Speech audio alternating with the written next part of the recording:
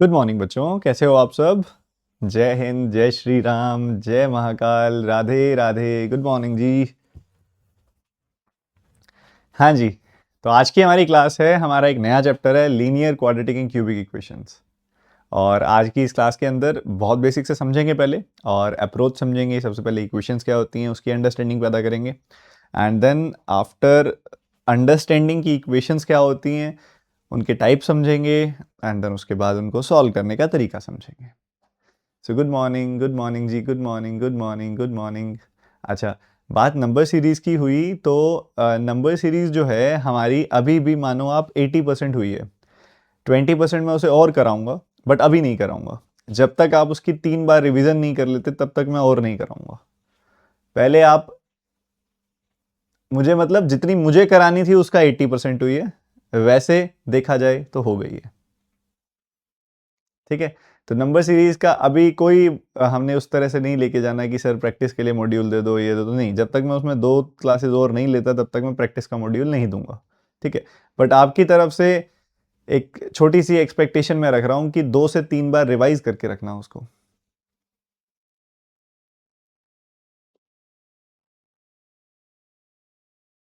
Revise को number series को revise करना 2 बार। सर मिसिंग नंबर सीरीज के नोट्स ओपन नहीं हो रहे हैं, मैं देख लेता हूँ।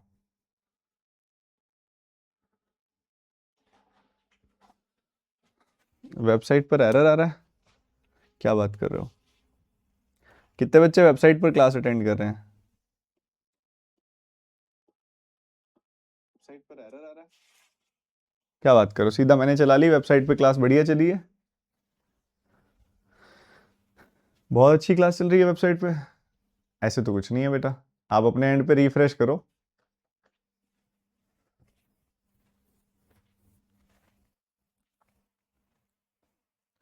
देखो, in case you feel like कि कोई एरर आ रहा है, ये नंबर नोट करो, रुको। क्योंकि देखो, अगर पब्लिकली सबको एरर आ रहा होगा तो मैं उस हिसाब से क्लास में चेंजेस करूंगा। बट अगर ऐसा हो जाता है ना, कई बार सब बच्चे का स्पेसिफिक एरर है, उसके डिवाइस के हिसाब से एरर है, तो एक नंबर दे देता हूँ बेटा मैं, उस पर आप रीच आउट करो। ठीक है। अगर इन केस चलती क्लास में कोई एरर आता है और मैं उस पर कोई एक्शन नहीं ले रहा हूं, तो इस नंबर पे मैसेज कर देना उसी समय व्हाट्सएप पे। 740, ये वही पर्सन है जो मॉनिटर कर रहे हैं। 7404 777 661। तो 7404 777 661, ठीक है। इस नंबर पर मैसेज कर देना। और अगर कोई भी टेक्निकल इशू आपको स्पेसिफिकली फील होता है तो बाकी कोई इशू नहीं है, मुझे पता, मैंने क्लास वो चलाई हुई है, सामने बहुत बढ़िया चल रही है क्लास। ठीक है। आप बस यही बता रहा हूँ ना, इन केस इशू आता है तो पता होना चाहिए। मैं भी बोल भी देता हूँ कि अब बच्चे मैसेज करने वाले हैं, तो सबका जो भी प्रॉब्लम हो वो समझी जाए। सर मेंस नंबर सीरीज कब होगी? वो मेंस की स्पेसिफिक नंबर सीरीज अभी नहीं होगी, रुक जाओ, उसके लिए इतना बर्डन अभी झेल नहीं पाओगे। वो जो मेंस की स्पेसिफिक नंबर सीरीज होती है वो मेंस के कोर्स में ही कराऊंगा, वो अभी नहीं होगी। क्योंकि पता है क्या होता है, मैंने तो हर तरह की चीज एक्सपेरिमेंट की हुई है। अभी बहुत प्राइमरी लेवल पे हो, अभी अगर मेंस की नंबर सीरीज कराई जाएगी ना इस कोर्स के अंदर, तो बहुत ज्यादा डिमोटिवेट हो जाओगे, कुछ नहीं बनेगा अभी। अभी पहले जो मेन कोर नंबर सीरीज है ना उसको स्ट्रांग बनाना जरूरी है पहले। ठीक है।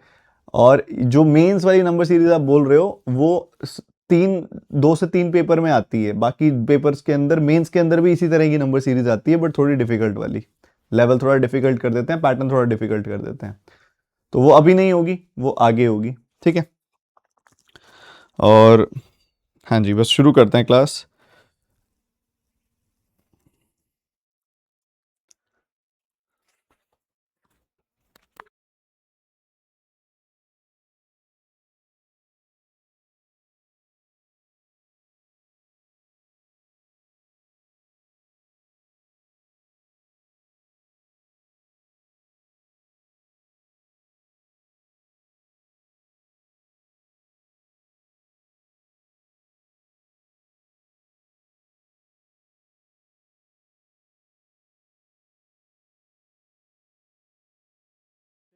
शुरू करते हैं। तो आज की जो हमारी क्लास है उसमें बातचीत होने वाली है काफी सारी चीजों की जो दिखने में थोड़ी सी अलग होती हैं, ठीक है, जो दिखने में थोड़ी सी डिफरेंट होती हैं, हमने बचपन में तो करी हुई हैं, बट बचपन में भी किसी ने समझाया नहीं हमें होता क्या है, ठीक है, बचपन में भी किसी ने समझाया नहीं हमें कि एक्चुअल में ये चीजें वर्क कैसे करती हैं। बताता हूं। सबसे पहली चीज हमें समझना पड़ेगा, अगर हम जानना चाहते हैं इक्वेशंस के बारे में, तो हमें समझना पड़ेगा कि ओरिजिन में स्टार्ट हुआ था नंबर से। सबसे पहले हम नंबर्स के साथ डील किया करते थे। नंबर्स तो आप सब जानते ही हैं, नंबर्स में तो बहुत वैरायटी आ जाती है, 2, 5, -10, 11/7, -0.8, +2.5, ठीक है, बहुत सारे नंबर्स आ जाते हैं। तो शुरुआत हुई थी नंबर्स के साथ, बट नंबर्स को समझते समझते जैसे ही हम अपने काम में मैथ्स का यूज बढ़ाने लगे, तो हमें समझ आने लगा कि हर बार चीजें पता हों ऐसा जरूरी नहीं है, हर बार नंबर्स पता हों ऐसा जरूरी नहीं है। जब हमें समझ आने लगा कि हर बार नंबर्स पता हों ऐसा जरूरी नहीं है, कई बार अनसर्टेनिटी होती है, कई बार अननोन नंबर्स भी होते हैं।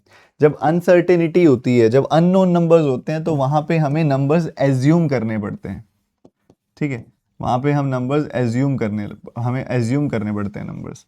हम एज्यूम क्या करने लगे? हम एज्यूम करने लगे कि लेटर्स एज नंबर्स। कब? अनसर्टेनिटी के केस में। अब जैसे कि मैं आपको बता दूं कि आपका कोई दोस्त है, और आपका कोई दोस्त है, उसकी एज से 3 गुना उसके फादर की एज है, और उसके फादर की एज से 10 साल कम उसके मदर की एज है। तो अनसर्टेनिटी है, तो आप क्या करोगे? अपने दोस्त की एज को बोलोगे x, उसके फादर की एज को बोलोगे 3x, उसकी मदर की एज को बोलोगे 3x-10। तो आपने क्या किया? जब अनसर्टेनिटी थी तो वहां पे आपने खुद से एक एजम्पशन की।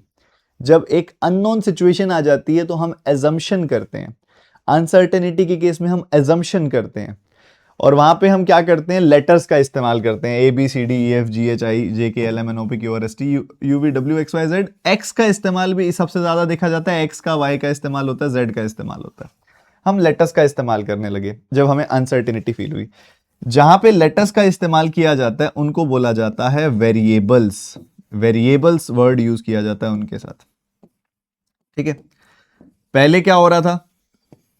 पहले हम अकेले नंबर्स का इस्तेमाल कर रहे थे, बट नंबर्स का इस्तेमाल करते करते समझ आने लगा कि हर बार नंबर्स डिफाइन हो, सर्टेन हो, ये जरूरी नहीं है। नंबर्स अननोन भी होते हैं, नंबर्स ऐसे भी होते हैं जब हमें नहीं पता होता, वहां हमें एक अजम्पशन करनी पड़ती है। जब किसी नंबर के बारे में हम नहीं जानते, उसकी अनसर्टेनिटी है, उसकी कोई अजम्पशन करनी है, तो अजम्पशन करने के लिए हम यूज करते थे नंबर्स की जगह लेटर्स। और जहां नंबर्स की जगह जब लेटर्स को यूज किया जाता था तो उन्हें बोल दिया जाता था वेरिएबल्स, ठीक है, ओके। अब जब इसके बाद जब वेरिएबल्स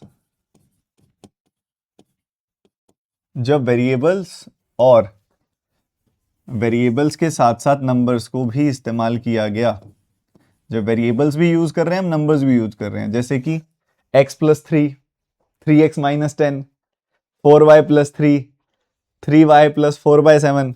जब नंबर्स का भी इस्तेमाल कर रहे हैं वेरिएबल्स के साथ, दोनों चीजें जब एक साथ लगाई जा रही होती हैं, तो उसको हम बोलते थे एक्सप्रेशन, उसको बोला जाता था एक्सप्रेशन।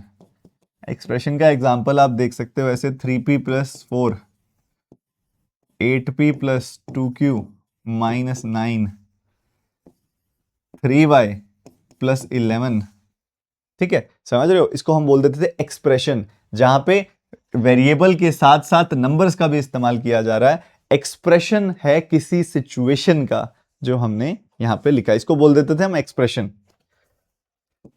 ये हो जाता था एक्सप्रेशन। अब एक्सप्रेशन को थोड़ा ऑर्गेनाइज्ड मैनर में कर देते हैं तो उसको पॉलिनोमियल बोल दिया जाता है, ठीक है। एक्सप्रेशन को थोड़ा ऑर्गेनाइज्ड, वेल बिहेव्ड होता है, वो छोड़ो। एक्सप्रेशन पॉलिनोमियल में क्या डिफरेंस है आपको जानने की जरूरत नहीं है, बट बस एक बेस समझने वाली बात है कि थोड़ा सा डिफरेंस होता है, बट वो आपके लिए मैटर नहीं करता। तो एक्सप्रेशन बनने लगे, पॉलिनोमियल बनने लगे, ठीक है। बट आपको पता है जो ये आपके सामने लिखा हुआ है इसको हम एक्सप्रेशन या पॉलिनोमियल तो कहते हैं इसको, बट इसको इक्वेशन नहीं कहते। इक्वेशन नहीं कहा जाता इनको। इक्वेशन किसको कहा जाता है? when we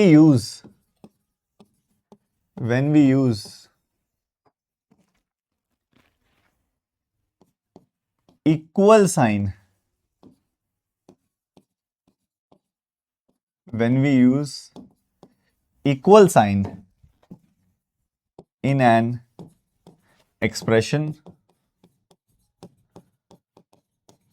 or polynomial, then it is known as equation.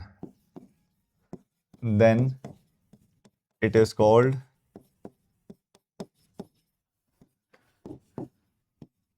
Equation.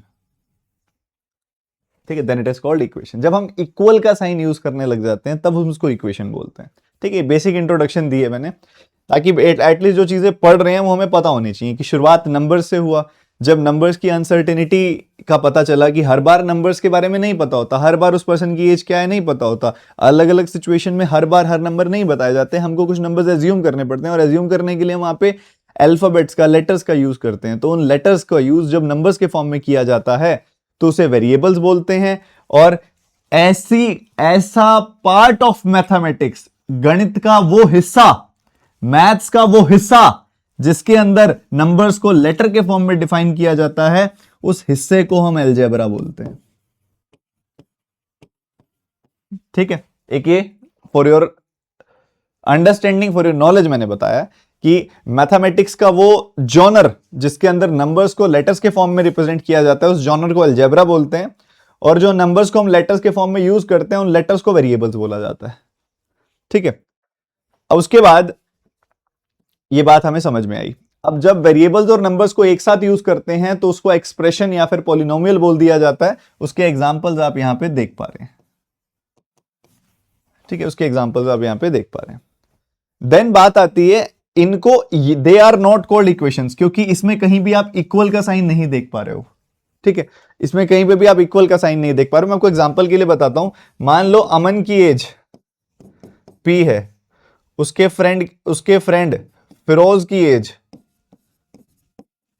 2P है।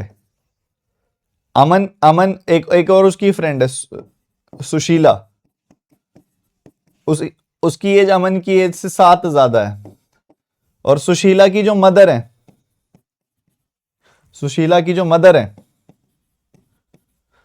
उसकी एज अमन की एज के 4 गुना से 11 कम है।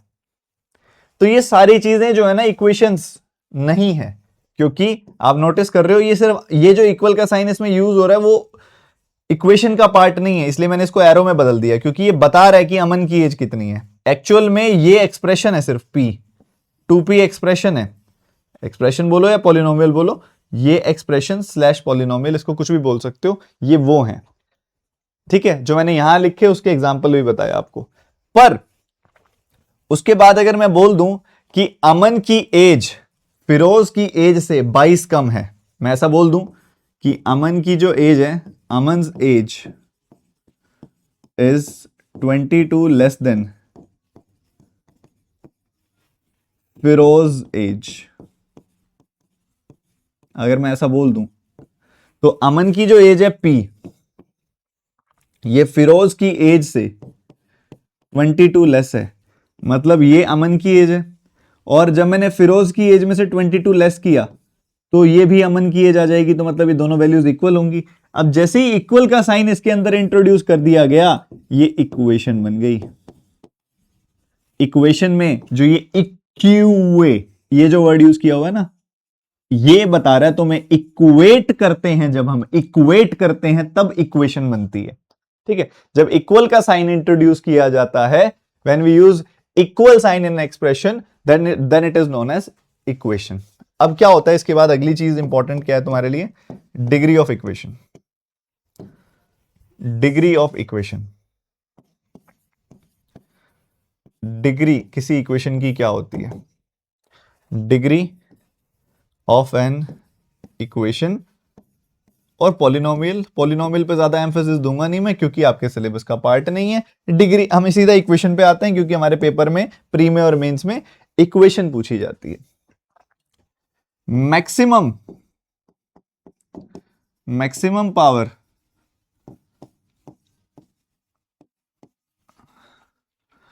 ऑफ a variable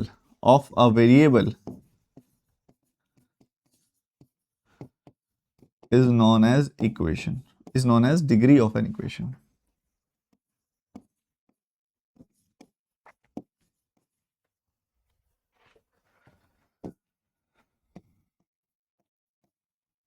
जितनी भी मैक्सिमम पावर होती है और वही डिफाइन करती है कि वो लीनियर है, क्वाड्रेटिक है या फिर क्यूबिक है। पावर डिग्री डिसाइड करती है। अगर मैक्सिमम पावर किसी इक्वेशन में, किसी वेरिएबल की मैक्सिमम पावर अगर 1 है तो उसको लीनियर बोल दिया जाता है, लीनियर इक्वेशन। अगर किसी डिग्री की, किसी इक्वेशन की मैक्सिमम पावर 2 है जिसको डिग्री बोलेंगे हम, तो उसको क्वाड्रेटिक इक्वेशन बोल दिया जाता है।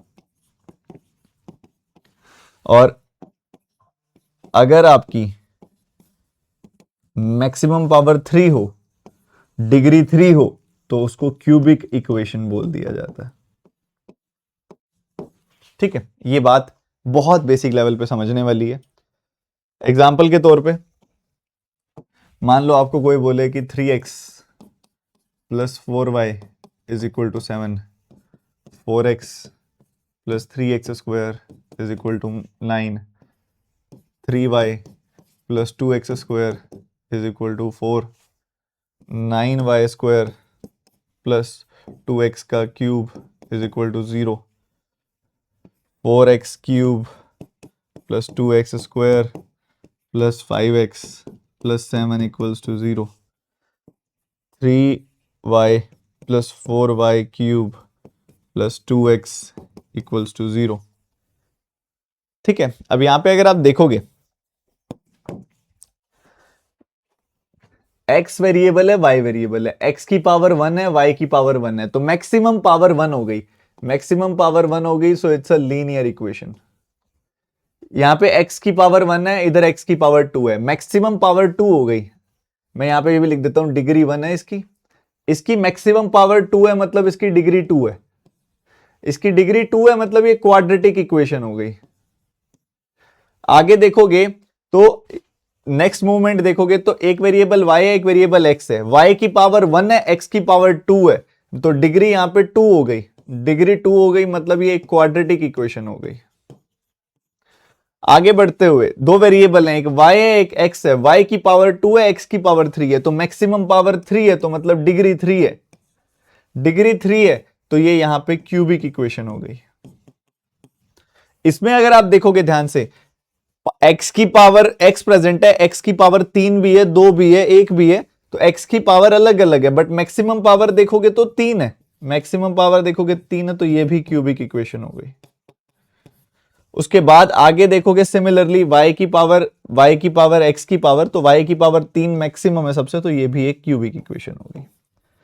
तो इसको बोला जाता है बेसिकली, हम डिग्री से अंदाजा लगा लेते हैं कि वो कौन सी इक्वेशन होगी, मतलब बेसिकली लीनियर होगी, क्वाड्रेटिक होगी, क्यूबिक होगी, ये उसकी डिग्री डिफाइन करती है। ठीक है, ये उसकी डिग्री डिफाइन करती है। पहले तो बताओ इतनी बात सबको क्लियर है? बहुत बेसिक इंट्रोडक्शन लेवल पे मैंने अभी आपको बताया, एक आपके लिए एक स्ट्रक्चर बना रहा हूं मैं, ताकि आपके दिमाग में जब उसका बैकग्राउंड होता है ना कि कैसे कोई चीज चल रही है, आप उसको सॉल्व भी बहुत अच्छे से करते हो। क्लियर बेटा जी? अभी तक की बात सबको क्लियर है? प्लीज कंफर्म कर दो।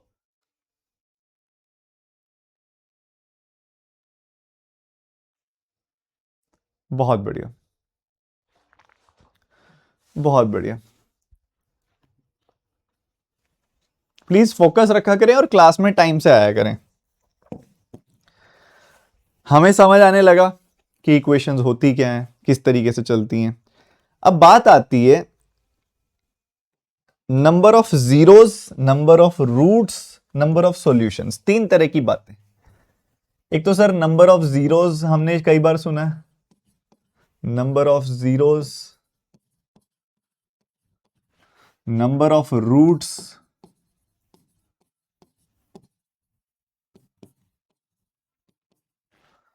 number of solutions.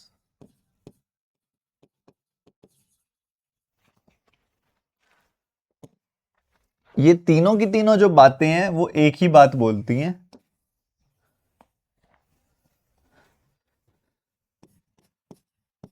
this means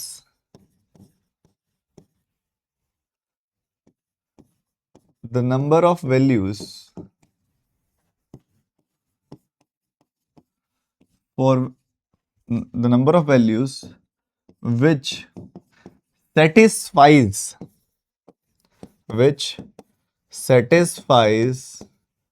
the given equation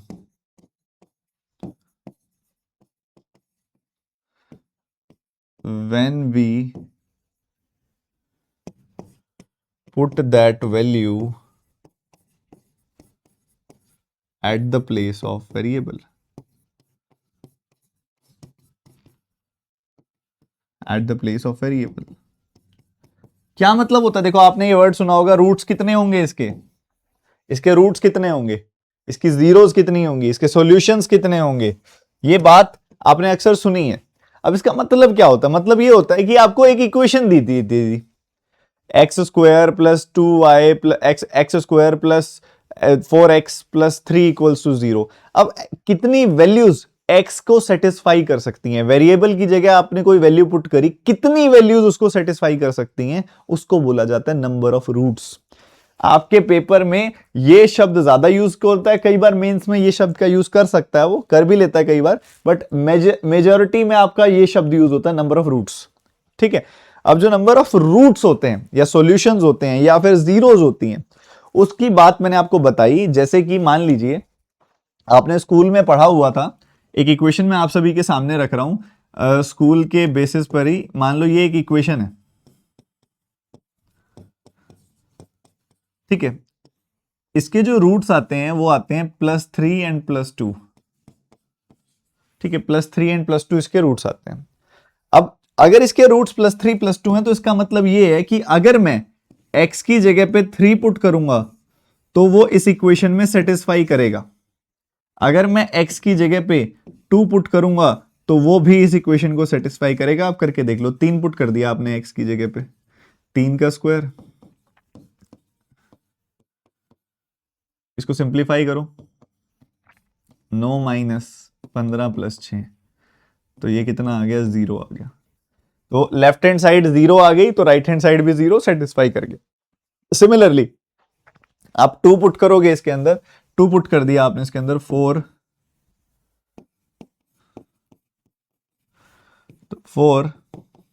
-10 + 6 = 0, तो 0 = 0 सेटिस्फाई कर गया। तो आपको बताया गया एक एग्जांपल के थ्रू कि ऐसी कितनी वैल्यूज संभव हैं जो गिवन इक्वेशन को सेटिस्फाई कर सकती हैं, उसी को उसके रूट्स या फिर उसके सॉल्यूशंस या उसके जीरोस कहा जाता है। सर ये कैसे पता लगता है कि कितने रूट्स आएंगे, कैसे डिसाइड करता है? डिग्री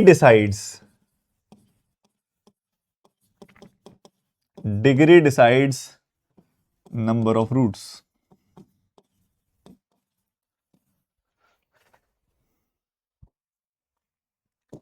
अगर लीनियर इक्वेशन है तो एक रूट आएगा, लीनियर इक्वेशन है तो हर एक वेरिएबल की एक ही वैल्यू संभव है तो एक ही वैल्यू आएगी। ठीक है, लीनियर इक्वेशन है तो रूट 1 आएगा, ठीक है, 1 रूट आएगा। क्वाड्रेटिक इक्वेशन है तो 2 रूट आएंगे, क्यूबिक इक्वेशन है तो 3 रूट आएंगे। Degree decides number of roots. ठीक है जी, बहुत बेसिक लेवल पे अभी हम समझ रहे हैं। पर सर एक बात बताओ, अभी भी ना थोड़ी तसल्ली कम हो रही है कि ये रूट्स होते क्या हैं। मैंने कहा कोई दिक्कत नहीं है, मैं बताता हूं रूट्स क्या होते हैं। ठीक है, रूट्स क्या होते हैं मैं बताता हूं, और थोड़ा डिटेल में चलते हैं। ठीक है, उसके लिए समझते हैं सबसे पहले कि ये क्वाड्रेटिक इक्वेशन क्या होती है। ठीक है, क्वाड्रेटिक इक्वेशन क्या होती है, एक क्वाड्रेटिक एक्सप्रेशन क्या होता है। ठीक है, सबसे पहले हम क्वाड्रेटिक एक्सप्रेशन की बात कर लेते हैं। क्वाड्रेटिक एक्सप्रेशन क्या होता है? अभी एक्सप्रेशन सीखा ना हमने, सीखा ना अभी एक्सप्रेशन हमने, बस वही उसी उसी तरह की बातचीत है। और एक दूसरी बात हम करने वाले हैं, क्वाड्रेटिक इक्वेशन क्या होती है।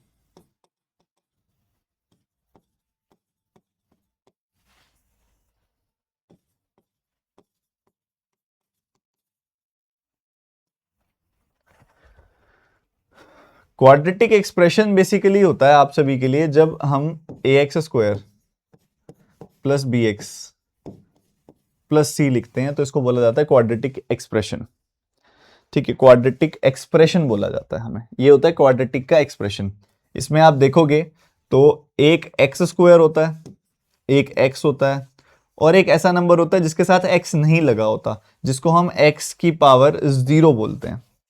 ठीक है, थोड़ा समझते हैं, आराम से समझते हैं। एक होता है एक ऐसा नंबर जिसके साथ आप देखोगे x² के साथ a लगा हुआ है, तो एक तो x² है इसके अंदर। एक आप देखोगे bx है, x की पावर 1, ठीक है, x की पावर 1 है ये। ठीक है, c के साथ कोई भी x नहीं लगा हुआ, उसको हम बोलते हैं x की पावर 0, क्योंकि x की पावर 0 1 होता है। ठीक है, तो ये इसका x² वाला पोर्शन है, ये x की पावर 1 वाला पोर्शन है, और ये इसकी x की पावर 0 वाला पोर्शन है। ठीक है, ये वेरिएबल्स हैं। जो ये ए बी सी होते हैं ना, ए बी सी, इनको बोला जाता है कोएफिशिएंट्स। क्या बोला जाता है? ये सारे होते हैं कोएफिशिएंट्स। ठीक है, बस एक टर्म है, आगे लगते हैं इसलिए कोएफिशिएंट बोल देते हैं इनको। ठीक है, क्योंकि ये इन वेरिएबल्स के आगे लग रहे हैं इसलिए इनको कोएफिशिएंट बोल देते हैं। मतलब कई बार मेरे मुंह से निकलेगा कि x² का कोएफिशिएंट क्या है, तो आपको पता होना चाहिए कि भाई x² के आगे a लगा हुआ है तो x² का कोएफिशिएंट a है, x का कोएफिशिएंट b है। मतलब बस एक सिंपल सी बात है। ठीक है, c को अक्सर बोला जाता है कांस्टेंट टर्म, तो थोड़ी टर्म समझा रहा हूं, आगे यूज होंगी तो एटलीस्ट हमें पता होना चाहिए कि भाई सर के मुंह से निकल गया कांस्टेंट टर्म, तो सर सी की बात कर रहे हैं, उस टर्म की बात कर रहे हैं जिसके साथ एक्स नहीं लगा हुआ। अगर सर बोल रहे हैं एक्स का कोएफिशिएंट क्या है, मतलब वो बी की बात कर रहे हैं। अगर सर बोल रहे हैं x² का कोएफिशिएंट क्या है, तो वो a की बात कर रहे हैं। समझ गए कि नहीं? अब इसी के अंदर अगर मैं इक्वल का साइन इंट्रोड्यूस कर दूं, ax² plus bx plus c equal to 0 होना जरूरी नहीं है हर बार। ये होती है आइडियली एक क्वाड्रेटिक इक्वेशन। ठीक है, ये होती है आइडियली एक क्वाड्रेटिक इक्वेशन। हमें जो पढ़ाई जाती है वो ये पढ़ाई जाती है कि क्वाड्रेटिक इक्वेशन, हमें ये पढ़ाई जाती है कि क्वाड्रेटिक इक्वेशन 0 कब होगी। ठीक है, हमें ये पढ़ाया जाता है कि y की वैल्यू 0 कब होगी, ये बताना है। उसी को when the value of y, when the value of y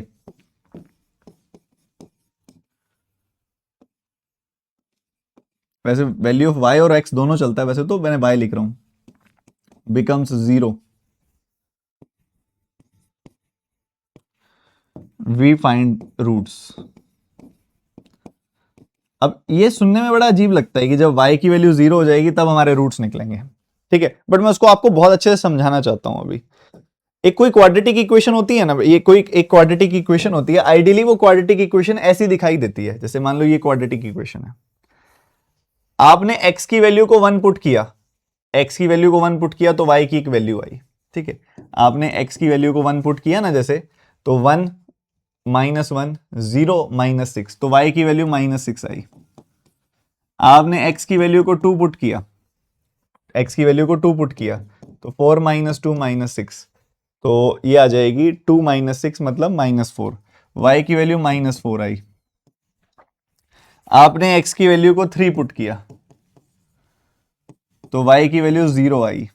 आपने x की वैल्यू को 4 पुट किया, 4 पुट करें अगर तो 16 - 4 -6, तो यहां पे x की वैल्यू को 4 पुट किया तो y की वैल्यू जो आ गई वो आ गई 6, y की वैल्यू 6 आ गई। समझ रहे हो? तो ऐसे आप x की वैल्यू कोई पुट करते जाओगे ना तो आपको y की वैल्यू मिलती जाएगी। आपने x की वैल्यू कोई पुट करी तो आपको y की वैल्यू मिलती जाएगी। ठीक है, सुनना एक बार प्लीज, आपको ये सब याद नहीं करना ना, आपको ग्राफ्स बनाने, मैं आपको लॉजिक समझा रहा हूं, क्योंकि जब तक लॉजिक क्लियर नहीं होता ना तब तक चीज पढ़ने में समझने में मजा नहीं आता। तो हमने ऐसे बहुत सारे पॉइंट्स निकाले, जैसे ये पॉइंट्स निकाल रहे हैं ना हम, कि x की वैल्यू 1 तो y की वैल्यू 6, x की वैल्यू 2 तो y की वैल्यू -4, x की वैल्यू 3 तो y की वैल्यू 0, x की वैल्यू 4 तो y की वैल्यू 6। ऐसे हमने बहुत सारे पॉइंट्स निकाले और जब हम सारे पॉइंट्स को मिलाते गए ना, जैसे हम सारे पॉइंट्स को मिलाते गए तो कुछ ऐसी शेप बन गई। इस शेप को पैराबोला कहते हैं। आपको ये जानने की जरूरत नहीं है कि इस शेप को क्या कहते हैं, ना ही आपको शेप बनानी आनी चाहिए। मैं बस आपको ये बताना चाह रहा हूं कि आप नोटिस करोगे कि जब हमने ये शेप बनाई है तो ये दो जगह पर y को 0 कर रही है। एक तो इस जगह पर y को 0 कर रही है, एक इस जगह पर y को 0 कर रही है। तो जब हमने एक क्वाड्रेटिक इक्वेशन का ग्राफ बनाया तो हमें समझ आया कि ये ग्राफ दो जगहों पर x एक्सिस को काटता है, एक यहां काटता है, एक यहां काटता है। मतलब इसके दो रूट्स होंगे। ऐसी दो जगह होंगी जहां y 0 हो जाएगा। देखो पहले देखो ये ऐसा लिखा हुआ है, बाद में y की जगह पे 0 लिखा हुआ है। तो आपको ऐसा फॉर्म दिया जाता है, इसको सॉल्व करो, आपको डायरेक्टली ये दिया जाएगा। आपसे इससे पीछे की बैक स्टोरी कोई नहीं पूछेगा, बैक स्टोरी मैं बता रहा हूं आपको, कारण है उसका, ताकि आपको पता हो कि ये ऐसा क्यों बन रहा है। क्योंकि कई बार वो थोड़ा एक्सपेरिमेंट कर देता है मेंस में। जब वो एक्सपेरिमेंट कर देता है मेंस में, तब यही छोटी छोटी चीजें काम आती हैं, ठीक है, क्योंकि आपको बैक स्टोरी पता है। अब आप नोटिस कर रहे हो y को 0 रख दिया गया, y को 0 रख दिया तो x की ये दोनों वैल्यूज आई। मतलब ये हो गया कि x की इन दोनों वैल्यूज के लिए y 0 हो जाएगा। मतलब x की वैल्यू -2 पुट करोगे तो भी y 0 हो जाएगा, x की वैल्यू 3 पुट करोगे तो भी y 0 हो जाएगा। ये x की वैल्यू है -2 तो इसकी वजह से y 0 हो रहा है। ये x की वैल्यू है +3, इसकी वजह से y 0 हो रहा है। तो बेसिकली y 0 करने के लिए x की कौन सी वैल्यूज काम आएंगी वो निकाली जा रही है वहां पे। तो इसलिए हमने देखा यार, जब ऐसा चेक किया तो केवल 2 बार ऐसा हुआ जब y की वैल्यू 0 हुई, ऐसा 2 बार हुआ जब इसने x एक्सिस को काटा। तो इसलिए इसके 2 रूट्स आए। ये मैं समझाना चाह रहा था आपको। बाकी आपको इतना सब करना नहीं है, जस्ट मजे मजे में सीखने के लिए बताया आपको, और कुछ भी नहीं। अगेन मैं मेंशन करना चाहता हूं, सिर्फ लर्निंग पॉइंट ऑफ व्यू से बताया मैंने आपको। इस चीज को सिर्फ बैक ऑफ द माइंड में रखना है। जो चीज काम आएगी वो सिंपल सा इक्वेशन सॉल्व करनी काम आएगी, बस, ठीक है। इसको बोल देते हैं हम क्वाड्रेटिक इक्वेशन, ठीक है। ये हमारी क्वाड्रेटिक इक्वेशन हो जाती है। क्वाड्रेटिक इक्वेशन की डेफिनेशन क्या है? Quadratic equation in the variable x is known as is an equation in the form of ax² + bx + c। इस फॉर्म में ये इक्वेशन होती है, इस फॉर्म में ये इक्वेशन होती है ax² + bx + c, जिसमें a b c real numbers होते हैं और a 0 के बराबर नहीं होता। अगर a 0 के बराबर होगा तो ये पूरा का पूरा पोर्शन ही 0 हो जाएगा, ये पूरा का पूरा पोर्शन 0 हो जाएगा। तो ऑब्वियसली ये पूरी की पूरी इक्वेशन क्वाड्रेटिक नहीं लीनियर बन जाएगी। इसके कुछ एग्जांपल्स आपके लिए रखे हुए हैं यहां पे। और वही बात होगी, रूट्स ऑफ द इक्वेशन क्या होते हैं, रूट्स या जीरोस ऑफ द इक्वेशन क्या होती हैं। Values of x satisfying the quadratic equations are known as solutions, roots और zeros of the quadratic equation। जो बात मैंने बोली वो लिखित में भी यहां पे आपको दे दी मैंने, ठीक है जी। समझने में मजा आया? आगे बढ़े। अब एक काम करते हैं, एक इक्वेशन की बात करते हैं। x² - 5x + 6 = 0। ये अभी मैंने लिखी थी, वही इक्वेशन हो गई। x² - 7x + 12 = 0, ठीक है, ये हो गई। x² - 14x + 40 = 0, ये तीसरी इक्वेशन हो गई। अब यहां पे आपको, हमने स्कूल में क्या सीखा था, हमने स्कूल में कुछ सीखा था, और स्कूल में जो भी सीखा था उसको भी अप्लाई करना भी बताऊंगा जब इसके रूट्स निकालने होंगे। बट उससे पहले इंपॉर्टेंट है कि हम जानते हैं कि इसके जो 2 रूट्स आएंगे ना, मान लो वो रूट्स जो आएंगे वो आएंगे अल्फा बीटा, या फिर कीपिंग इट सिंपल, इसके जो 2 रूट्स आएंगे मान लो वो आएंगे p एंड q। इसके जो 2 रूट्स आएंगे वो आएंगे p एंड q। मान लो इसके जो 2 रूट्स आएंगे वो आएंगे a एंड b, या फिर m एंड n। इसके जो 2 रूट्स आएंगे वो m एंड n आएंगे। और मान लो इसके जो 2 रूट्स आएंगे वो w एंड v आएंगे, ठीक है। वैसे रैंडमली मैंने नंबर्स एज्यूम कर लिए। अभी मैंने सिखाया ना, जब अनसर्टेनिटी होती है तो हम नंबर्स मानते हैं, उन्हीं को वेरिएबल बोला जाता है, ठीक है, तो मैंने मान लिया खुद से। हम क्या करते हैं, हम इस इक्वेशन को डायरेक्टली देखकर यह बता सकते हैं कि सम ऑफ रूट्स क्या होगा, और यह भी बता सकते हैं कि उन दोनों रूट्स का प्रोडक्ट क्या होगा। हम इस इक्वेशन को देखने भर से यह बता सकते हैं कि हमारे जो दोनों रूट्स आएंगे उन दोनों रूट्स का सम क्या होगा, और हमारे जो दोनों रूट्स आएंगे उनका प्रोडक्ट क्या होगा। हमारे दोनों रूट्स का सम क्या होगा, हमारे दोनों रूट्स का प्रोडक्ट क्या होगा, हम इनको देखने भर से बता सकते हैं। हमारे दोनों रूट्स का सम क्या होगा और हमारे दोनों रूट्स का प्रोडक्ट क्या होगा, हम इनको देखने भर से बता सकते हैं। समझ रहे हो, सिर्फ इनको देखना भर है और देखने से हम बता सकते हैं। सर ठीक बात बोल रहे हो, पर कैसे होता है?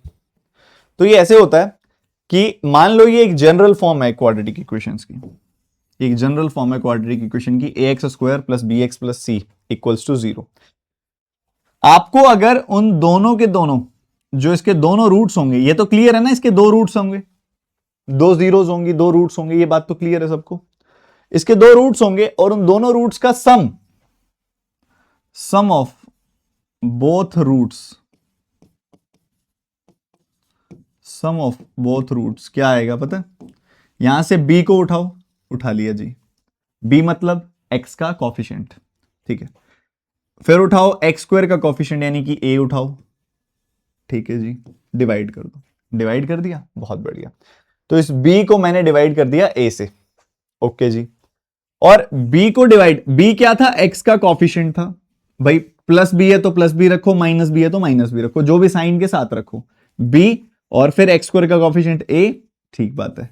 ऐसा करने के बाद ऊपर से एक माइनस का साइन लगा दो, -b/a होता है सम ऑफ रूट्स, ठीक है। प्रोडक्ट ऑफ रूट्स क्या होता है सर? प्रोडक्ट ऑफ रूट्स क्या होता है? प्रोडक्ट ऑफ रूट्स के लिए हम क्या करते हैं? प्रोडक्ट ऑफ रूट्स के लिए हम देखते हैं द कांस्टेंट टर्म c को उठाएंगे, ठीक बात है। फिर उसके बाद उसके नीचे x² का कॉफिशिएंट जो कि a है उसको रखेंगे, ठीक बात है। और माइनस का साइन नहीं लगाना है, पॉजिटिव ही रहता है, प्लस का c/a, ठीक है। प्लस का c/a होता है प्रोडक्ट ऑफ रूट्स। यहां लिखा भी हुआ है sum of roots is -b/a, product of roots is c/a, ठीक है। अब यहां पे जो मैंने आपको बताया उसको लगाते हैं, जरा देखते हैं। यहां पे 5 देखो, x का कॉफिशिएंट क्या है? x का कॉफिशिएंट आप बोलोगे 5, मैं बोलूंगा नहीं, इट्स -5, ठीक है, क्योंकि x का कॉफिशिएंट है -5। ये जो b की वैल्यू है यहां से वो है -5। देखोगे इधर a की वैल्यू है 1, b की वैल्यू है -5 और c की वैल्यू है 6। ये पता होनी चाहिए, देखने भर से पता लग जानी चाहिए ये वैल्यूज, ठीक है। तो b की वैल्यू है -5 और c की वैल्यू है 1 और a की वैल्यू है 1, तो ये तो बन गया b/a। ये तो मैंने लिखा b/a, बट हमें लिखना है -b/a, तो ये बन जाएगा -5 यानी कि प्लस का 5 आएगा सम ऑफ रूट्स, ठीक है। प्रोडक्ट ऑफ रूट्स क्या आएगा? प्रोडक्ट ऑफ रूट्स अगर आप देखेंगे ध्यान से तो c/a मतलब 6/1, तो इट विल बी 6 के बराबर आएगा वो। इधर से आगे बढ़ते हुए इधर ABC की वैल्यू पूछूं आपसे तो क्या आप देखते भर से बता सकते हो कि A की वैल्यू 1 है, B की वैल्यू -7 है और C की वैल्यू 12 है, ठीक है जी। तो सम ऑफ रूट्स क्या होता है? -b/a, तो b की वैल्यू क्या है? -7/a यानी कि 1, so it will B plus का 7। प्रोडक्ट ऑफ रूट्स क्या होता है? c/a 12/1, 12/1 मतलब ये वैल्यू आ गई 12। सिमिलरली यहां पे -14/1 मतलब प्लस का 14, और इधर क्या आएगा? 40/1 यानी कि 40, ठीक है। ये बेसिक अंडरस्टैंडिंग है। अब ये बेसिक अंडरस्टैंडिंग को आप फुलफिल करेंगे, मुझे चाहिए राइट साइड में हमने बहुत सारी इक्वेशंस लिख दी हैं, क्वाड्रेटिक इक्वेशंस लिख दी हैं। फर्स्ट ऑफ ऑल आप दिमाग में या पेपर पर लिखेंगे, आइडेंटिफाई करेंगे कि बी और ए क्या है, सी क्या है, ABC क्या है, और सबका सम ऑफ रूट्स और प्रोडक्ट ऑफ रूट्स लिखेंगे। देखते हैं आपका और मेरा आंसर कितना मैच करता है। जल्दी से फटाफट से बेटा, जो काम की चीज है ना मैं इतना करवा दूंगा ना, इतना घिसवा दूंगा ना, इतनी बार करा दूंगा, इतना ज्यादा घिसवा दूंगा उस चीज को कि आपको नींद में भी कोई पूछेगा ना तो भी आप बता दोगे।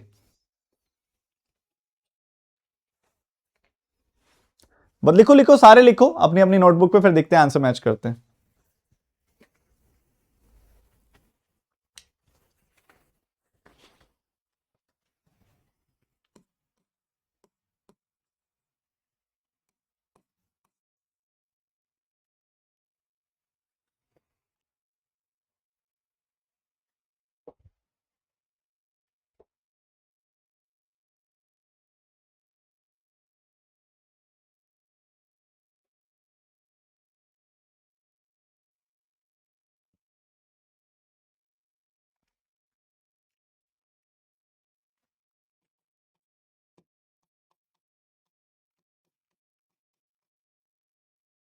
चलो सबसे पहले एबीसी की बात करते हैं। इसमें ए है 1, बी है +3, सी है -10। ठीक है, इधर ए है 1, बी है -11, सी है 24। इधर ए है 2, बी है -16, सी है -256। इधर ए है 3, बी है 12, सी है -96। ठीक है, इधर ए है 1, बी है -9, सी है 18। ए है +5, बी है -35, सी है -90। ए है 1, बी है 10, सी है -100। ए है 7, बी है -49, सी है 70।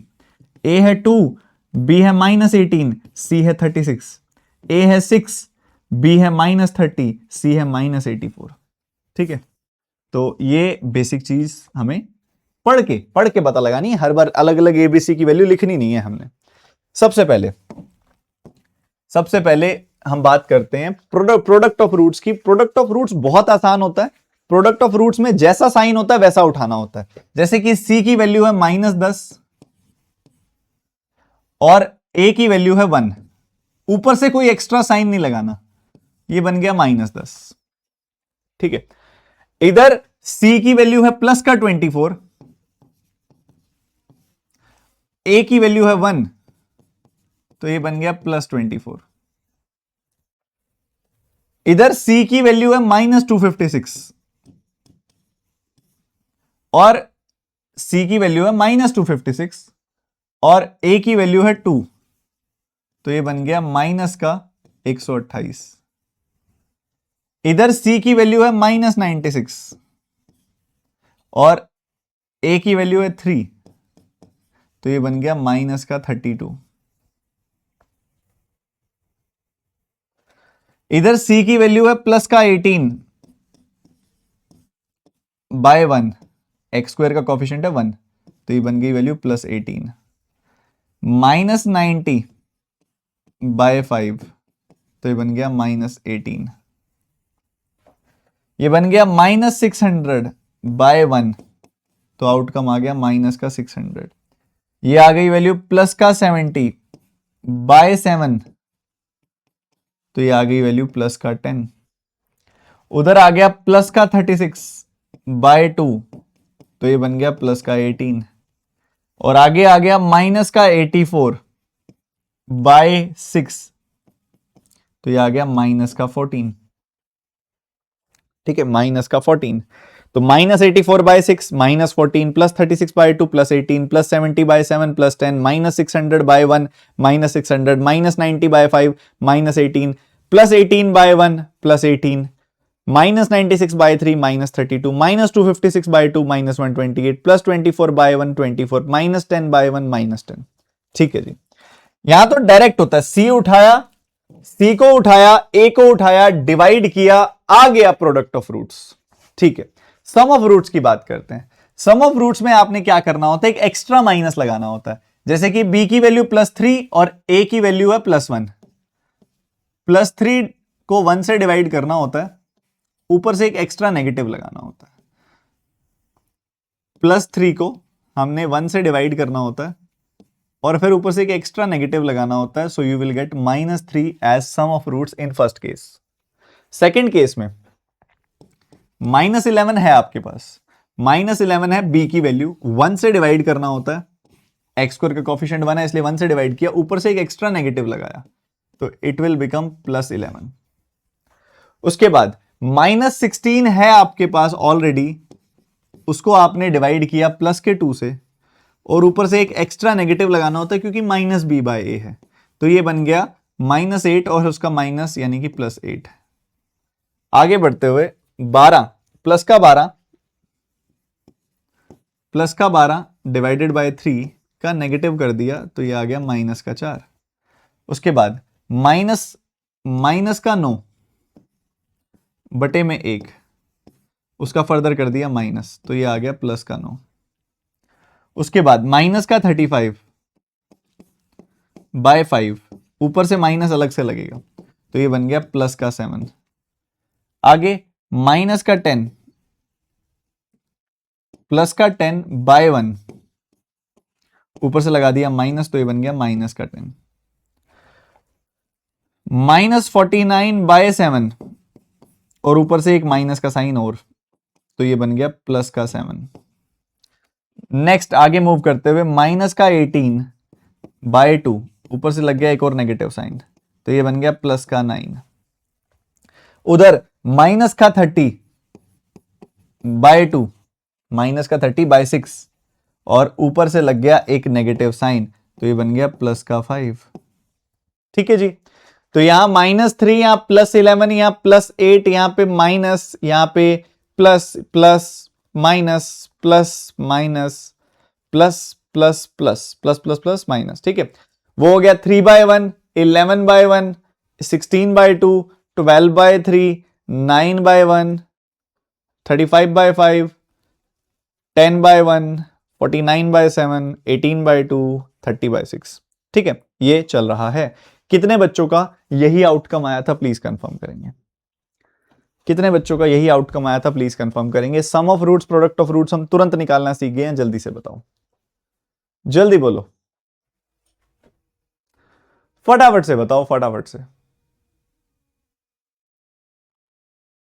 क्लियर? सारे जाग जाओ बेटा, नींद कम खुली हुई लग रही है मुझे कुछ बच्चों की। सबको क्लियर? शाबाश। बट मजा ऐसे नहीं आता, इतना तो तुमने कर लिया, एक बार और कराऊंगा। थको थको थको, थोड़ा और थको, दोबारा करो, दोबारा करो, थको थको, मजा नहीं आता ऐसे। c/a माइनस b/a, जल्दी करो, फटाफट करो। x² - 8x, जल्दी जल्दी जल्दी करो, फिर मैं बताऊंगा, फटाफट फटाफट।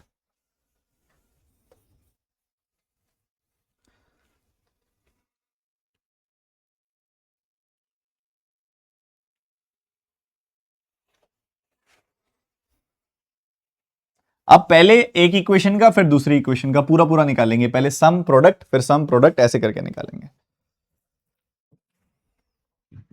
आप करो बस, गिविंग यू 1 to 2 मिनट, जल्दी जल्दी जल्दी।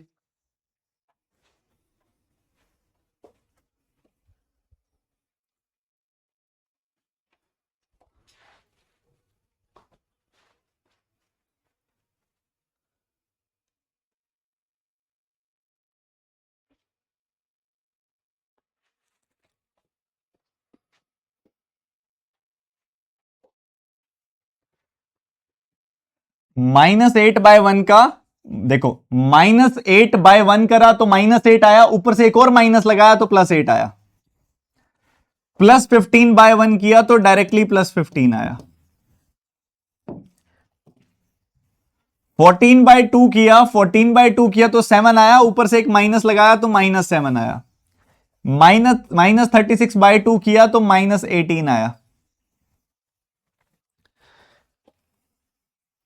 -2/2 किया तो -1 आया। -2 डिवाइडेड बाय 2 -1 आया, ऊपर से एक और माइनस लगाया तो +1 आया। -60/2 करना है, -60/2 करना है तो -30 आ जाएगा।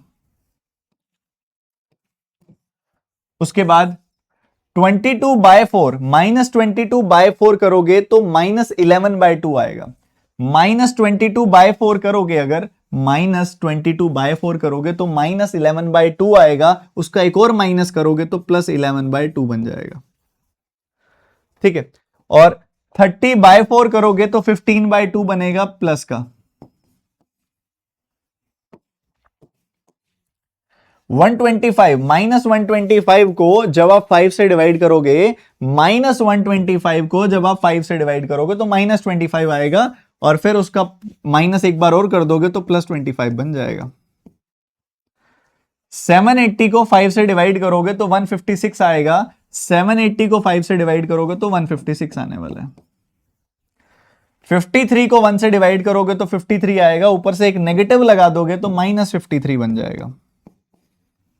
ठीक है, 53 को 1 से डिवाइड करोगे तो 53 आएगा, ऊपर से एक माइनस लगा दोगे तो -53। 660 को 1 से डिवाइड करोगे तो सीधा सीधा 660 आ जाएगी, वैल्यू पॉजिटिव। आगे बढ़ते हुए 2 को 1 से डिवाइड करोगे, 2 को 1 से डिवाइड करोगे तो 2 आएगा, ऊपर से एक माइनस लगा दोगे तो -2 बन जाएगा। -255 को 1 से डिवाइड करोगे तो -255 ही आएगा। 34 को 2 से डिवाइड करोगे तो 17 आएगा, एक माइनस लगा दोगे तो -17 आ जाएगा। 144 को 2 से डिवाइड करोगे तो पॉजिटिव 72 आएगा। उसके बाद 31 को 1 से डिवाइड करोगे तो 31 आएगा, ऊपर से एक नेगेटिव लगा दोगे तो -31 आ जाएगी वैल्यू। -360 को 1 से डिवाइड करोगे तो माइनस का 360 ही आने वाला है। उसके बाद आगे 81 को 3 से डिवाइड -81 को 3 से डिवाइड करोगे तो -27 आएगा, -81 को 3 से डिवाइड करोगे तो -27 आएगा, ऊपर से एक और माइनस लगा दोगे तो +27 बन जाएगा। प्लस के 216 को 3 से डिवाइड करोगे तो 72 मिलेगा पॉजिटिव। ठीक है, तो ये 72 पॉजिटिव आ जाएगा। आई थिंक सब बच्चों ने कर लिया होगा, प्लीज एक बार कंफर्म सारे बच्चे करेंगे, फिर हम आगे बढ़ते हैं। Sum of roots, product of roots, क्या हम कॉन्फिडेंट हैं? सर अगर पावर 4 हो जाए तो? बेटा सिलेबस में नहीं है, ऐसे करने को तो मैं बहुत कुछ करा सकता हूं जो सिलेबस में नहीं है। मैथ्स बहुत बड़ा है, बट जिसका आपके पेपर से कोई लेना देना नहीं है, क्यों एक्स्ट्रा एफर्ट देके दिमाग को एंगेज करना है? दिमाग में जितना ट्रैश भरोगे उतना स्लो चलेगा, जितना जरूरी चीजें भरोगे उतना एफिशिएंट रहोगे। ठीक है बेटा जी, चलिए आगे बढ़ते हैं। तो ये एक बेसिक लेवल का इंट्रोडक्शन था जो मैंने तुम्हें अभी तक दिया, और अब आगे इसके बाद क्या होता है देखो, बड़ा बेसिक स्कूल में जो सिखाया गया था, पर ये फॉर्मूला आज भी काम आता है। इसके पीछे के कई लॉजिक होते हैं, ठीक है, और इसकी हेल्प कई जगहों पे मिलती है। तुम्हें मेंस में मिलती है, प्री में तो नहीं मिलती, बट मेंस में मिलती है। प्री में तो मैं तुमको एकदम फास्ट वाला तरीका कराऊंगा क्वाड्रेटिक इक्वेशन सॉल्व करने का, क्वाड्रेटिक इक्वेशन को सॉल्व करने का एकदम फास्ट वाला तरीका बताऊंगा मैं तुम्हें। प्री के लिए तो कोई तुम्हारा हाथ नहीं पकड़ पाएगा, इतना तेज और इतना जबरदस्त तरीका बताऊंगा मैं तुम्हें। ठीक है, बहुत मजेदार तरीका बताऊंगा तुम्हें मैं। वो रुक जाओ, एक जो स्कूल में तरीका दिया गया था वो क्या था? स्कूल में तरीका दिया गया था ये -b plus minus √of b² minus 4ac divided by 2a। ये फॉर्मूला तुम्हें दिया गया था x के लिए, कि अगर तुम्हें x की वैल्यू निकालनी है तो तुम्हारी x की वैल्यू, ये दो वैल्यूज आएंगी। दो वैल्यूज कौन सी? एक आएगी -b plus √of b² minus 4ac divided by 2a, comma -b minus √of b² minus 4ac by में 2a। ठीक है, ये दो वैल्यूज निकल कर आती हैं आप सभी के लिए। ठीक है,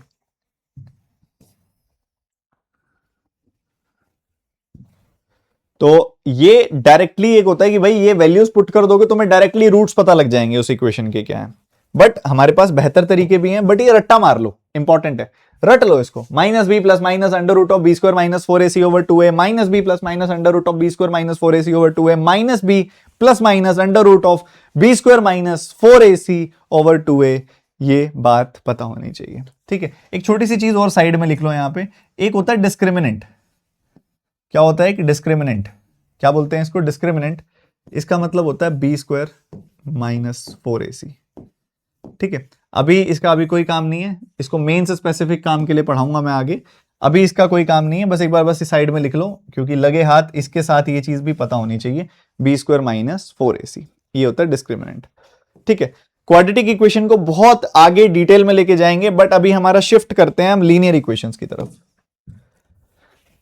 अब आपके सामने एक लीनियर इक्वेशन लिखी गई है। क्या आपने अपने टीचर से कभी यह बात सुनी है कि दो वेरिएबल होंगे तो तुम्हें दो इक्वेशंस चाहिए होंगी सॉल्व करने के लिए?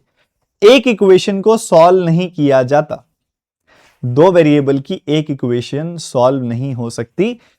अगर दो वेरिएबल की आपके पास इक्वेशंस हैं तो आपको दो इक्वेशंस चाहिए होंगी। ये आपने अपने टीचर से सुना होगा, स्कूल में सुना होगा, या कभी मुझसे सुना होगा। अब उसके पीछे का लॉजिक क्या होता है? देखो, अगर आप ध्यान से देखेंगे, तो यहां पर हमें बताना है कि x की कौन सी वैल्यू के लिए y सेटिस्फाई कर रहा है और y की कौन सी वैल्यू के लिए x सेटिस्फाई कर रहा है। अगर आपने यहां पे x की वैल्यू को 1 पुट किया तो आपको y की भी कोई एक वैल्यू मिलेगी। आपने x की वैल्यू को 1 पुट किया मान लो, ठीक है, तो यहां पे 12, y की वैल्यू शायद 4 आ रही है, तो y की वैल्यू 4 मिल जाएगी आपको। आपने x की वैल्यू 1 पुट की तो, है ना, यही आ रही है ना? वैसे देखो 2 12 3 हाँ बिल्कुल। ऐसे x की वैल्यू 2 पुट करोगे तो y की कोई वैल्यू आएगी, x की वैल्यू 3 पुट करोगे तो y की कुछ वैल्यू आएगी, x की वैल्यू 4 पुट करोगे तो y की कुछ वैल्यू आएगी। जब आप ये सारी वैल्यूज का इस्तेमाल करते जाओगे ना, जब आप ये सारी की सारी वैल्यूज का इस्तेमाल करते जाओगे तो ये पूरी एक लाइन बन जाती है। इसलिए इसको लीनियर इक्वेशन बोलते हैं, क्योंकि इससे लाइन बनती है, ठीक है, इससे एक स्ट्रेट लाइन बन जाती है, एक स्ट्रेट लाइन का ग्राफ बन जाता है, ठीक है। अब इस लाइन पे ना इनफाइनाइट पॉइंट्स होते हैं, इस लाइन पे इनफाइनाइट पॉइंट्स होते हैं जो इस इक्वेशन को सेटिस्फाई करते हैं। अब x की वैल्यू जो मर्जी रखते जाओ, y की कोई ना कोई वैल्यू हमेशा आती जाएगी। आपने x की कोई वैल्यू रखी, y की कोई वैल्यू आ गई, आपने x की कोई वैल्यू रख दी, y की कोई वैल्यू आ गई, फिर आपने x की कोई वैल्यू रख दी, y की कोई वैल्यू आ गई। मतलब x और y की इनफाइनाइट वैल्यूज होती हैं इस लाइन के ऊपर। नेगेटिव जाते जाओगे नेगेटिव में बढ़ती जाएंगी, पॉजिटिव जाते जाओगे पॉजिटिव में बढ़ती जाएगी, जितनी दूर जाते जाओगे उतनी दूर बढ़ती जाएंगी, जितनी नीचे जाते जाओगे उतनी नीचे जाती जाएंगी। इनफाइनाइट सिंगल इक्वेशन से आपको x और y की इनफाइनाइट वैल्यूज मिल जाएंगी। इसलिए आपको बोला गया कि भाई दो वेरिएबल है, लीनियर इक्वेशन विद दो वेरिएबल्स, आपको विद टू वेरिएबल्स अगर दिया गया है तो आपको दो इक्वेशंस चाहिए होंगी, ठीक है। ये इक्वेशन के साथ साथ आपको एक और कोई इक्वेशन चाहिए होगी। अब हम पता है क्या ढूंढते हैं? हम वो ढूंढते हैं कि ऐसी वैल्यूज x और y की, ऐसी वैल्यूज x और y की जो इसको भी सेटिस्फाई करें, जो इसको भी सेटिस्फाई करें। बेसिकली एक ऐसी कंडीशन जो इसको भी सेटिस्फाई करे और इसको भी सेटिस्फाई करे। ऐसी एक x और y की वैल्यू जहां पे ये वाली इक्वेशन भी ट्रू हो और ये वाली इक्वेशन भी ट्रू हो। तो हम बेसिकली क्या देखते हैं? हम देखते हैं कि हमारी एक लाइन ये रही, एक लाइन ये रही, ये किस पॉइंट पे इंटरसेक्ट कर रहे हैं, किस पॉइंट पे काट रहे हैं। जिस भी पॉइंट पे काटते हैं ये, वो वाला पॉइंट क्या होता है? जिस पॉइंट पे ये काटते हैं वो वाला पॉइंट इस वाली लाइन पे भी लाई करता है, वो वाला पॉइंट इस वाली लाइन पे भी लाई करता है। इसको बोलते हैं काटना, इंटरसेक्ट करना। ये केवल एक बार काटेंगे एक दूसरे को, केवल एक बार, ठीक है, केवल एक बार काटेंगे। अब इस पॉइंट पे अगर ये काट रहे हैं तो ये वाला पॉइंट इस वाली लाइन पे भी आ रहा है, इस वाली लाइन पे भी आ रहा है। मतलब ये वाला पॉइंट इस लाइन वाली कंडीशन को भी सेटिस्फाई कर रहा है, वो वाला पॉइंट इस लाइन वाली कंडीशन को भी सेटिस्फाई कर रहा है। तो ये एक ऐसा पॉइंट है जो इसको भी सेटिस्फाई कर रहा है, इसको भी सेटिस्फाई कर रहा है। तो वो पॉइंट इन दोनों का सॉल्यूशन हो जाता है। इसलिए हमें अगर कोई बोलता है कि एक linear equation with two variables है, तो हम बोलते हैं कि हमें दो इक्वेशंस तो दो, उसको सॉल्व करने के लिए दो इक्वेशंस नहीं दोगे तो सॉल्व नहीं हो पाएंगी। ये उसके पीछे का लॉजिक होता है। ऐसे ही तीन होती हैं तो तीन चाहिए होती हैं। जब तीन होती है ना, जब तीन वेरिएबल होते हैं तो तीन इक्वेशन चाहिए होती हैं। अच्छा, सिंगल वेरिएबल होता है तो एक ही इक्वेशन से भी काम चल जाता है। सिंगल वेरिएबल होता है ना जब, तो एक ही इक्वेशन से भी काम चल जाता है। मान लो कोई आपको बोल दे 4x + 5 = 0, ठीक है, तो हमें यह बताना है कि y की वैल्यू तो हमें पता है 0 है, ठीक है, तो y की वैल्यू 0 है तो तब x कब 0 हो जाएगा? यहां पे तो आप देखोगे -5/4 पे x 0, x की वैल्यू -5/4 लोगे तो y 0 हो जाएगा, ठीक है। सिंगल वेरिएबल, जब एक ही वेरिएबल है तो हमें सिंगल इक्वेशन चाहिए होती है। तो अब यहां पे बात आ जाती है, अगर वेरिएबल एक होता है, लीनियर इक्वेशंस की बात कर रहा हूं मैं, अगर वेरिएबल एक होगा तो एक इक्वेशन से सॉल्यूशन बन जाएगा। वेरिएबल्स अगर 2 होंगे तो हमें दो इक्वेशन चाहिए होंगी। जो सबसे ज्यादा पूछी जाती हैं वो होती हैं दो वेरिएबल दो इक्वेशंस। और जब वेरिएबल 3 होते हैं तो हमें 3 इक्वेशन चाहिए होती हैं। We need 3 equations. ये भी rarest of the rare cases में आ जाता है अरिथमेटिक सॉल्व करते हुए, 3 इक्वेशंस वाला, वो भी आपको सिखाऊंगा मैं। बट हमारा मेजर फोकस होगा 2 वेरिएबल 2 इक्वेशंस पे, मतलब इस तरह के सवालों पर। और हमें ढूंढना है कि कौन सा कॉमन पॉइंट होता है जो इन दोनों को सेटिस्फाई करता है। सॉल्यूशंस पे बात आगे करेंगे फ्यूचर में, ठीक है। अब आते हैं अगली चीज पे। अगली चीज है क्यूबिक इक्वेशन। अब इसकी वेटेज आपके पेपर में बहुत कम है, प्री में नहीं देखी जाती है, मेंस में देखी जाती है। बट हम थोड़ा बहुत समझेंगे इसको, ठीक है, थोड़ा बहुत समझेंगे, थोड़ा बहुत काम करेंगे, ठीक है, थोड़ी बहुत अंडरस्टैंडिंग रखेंगे। एक क्यूबिक इक्वेशन क्या होती है? जिसके अंदर जो डिग्री होती है, जो मैक्सिमम पावर होती है, वो 3 होती है। जो डिग्री होती है, जो मैक्सिमम पावर होती है, वो 3 होती है। उसका बेसिक फॉर्म जो होता है वो होता है ax cube bx square plus c x plus d. ax cube plus bx square plus c x plus d. अब यहां पे 3 चीजें निकाली जा सकती हैं, 3 चीजें निकाली जा सकती हैं इसके इक्वेशन से। हम मान लेते हैं कि हमारी जो इक्वेशन है इसके 3 रूट्स होंगे, ऑब्वियसली 3 रूट्स होंगे, क्यूबिक इक्वेशन है तो 3 रूट्स तो होंगे। हम निकाल सकते हैं कि तीनों रूट्स का सम क्या होगा। हम निकाल सकते हैं कि तीनों रूट्स का प्रोडक्ट क्या होगा।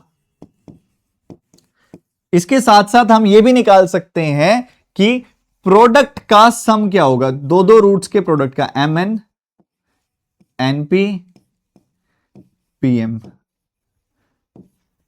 इनका सम क्या होगा, यह भी हम निकाल सकते हैं, ठीक है। तो ये तीनों चीजें निकाली जा सकती हैं इसके अंदर, ये तीनों चीजें फाइंड आउट की जा सकती हैं।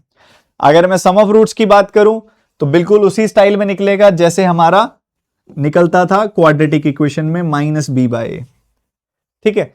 एक्स स्क्वायर का कॉफिशिएंट बी है, एक्स क्यूब का कॉफिशिएंट ए है, तो माइनस बी बाय ए कर दोगे तो आपको मिल जाएगा क्या, आपको मिल जाएगा सम ऑफ रूट्स। अब यहां देखोगे बी बाय ए कितना आएगा, -7/1, -7/1 आएगा बी बाय ए, -7/1 करूंगा तो बी बाय ए आ जाएगा, तो बी बाय ए आया -7, एक और माइनस लगा दोगे तो it will be +7। B by a करोगे 6/1 आएगा, बी बाय ए करोगे 6/1 आएगा, 6/1 मतलब 6, और एक ऊपर से एक्स्ट्रा माइनस लगा दोगे तो इट विल बी -6। -15/1 करोगे यू विल गेट -15, -15/1 किया आपको मिल जाएगा -15, ऊपर से एक और माइनस लगा दोगे तो इट विल बी +15।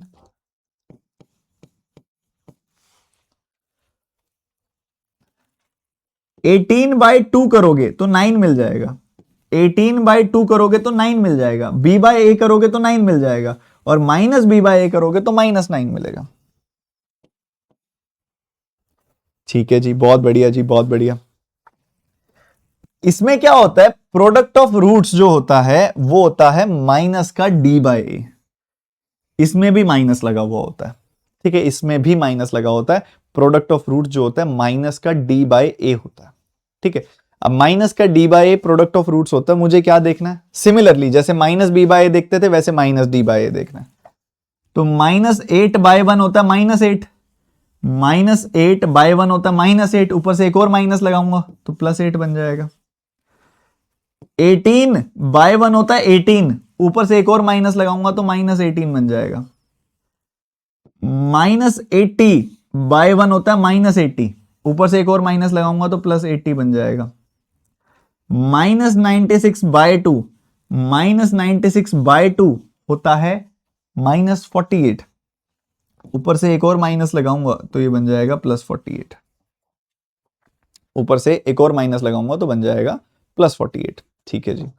उसके बाद हम अपने दो दो रूट्स का सम भी निकाल सकते हैं, mn plus np plus pm, ये भी निकाल सकते हैं, ठीक है, mn plus np plus pm ये भी निकाल सकते हैं। और ये क्या आएगा, चलिए देखते हैं। अब यहां पे देखेंगे डायरेक्टली मुझे c बाय ए करना है, डायरेक्टली मुझे c बाय ए करना है। 14/1, 14/1 क्या करेंगे, 14/1 14 आ जाएगा। -25/1, -25/1,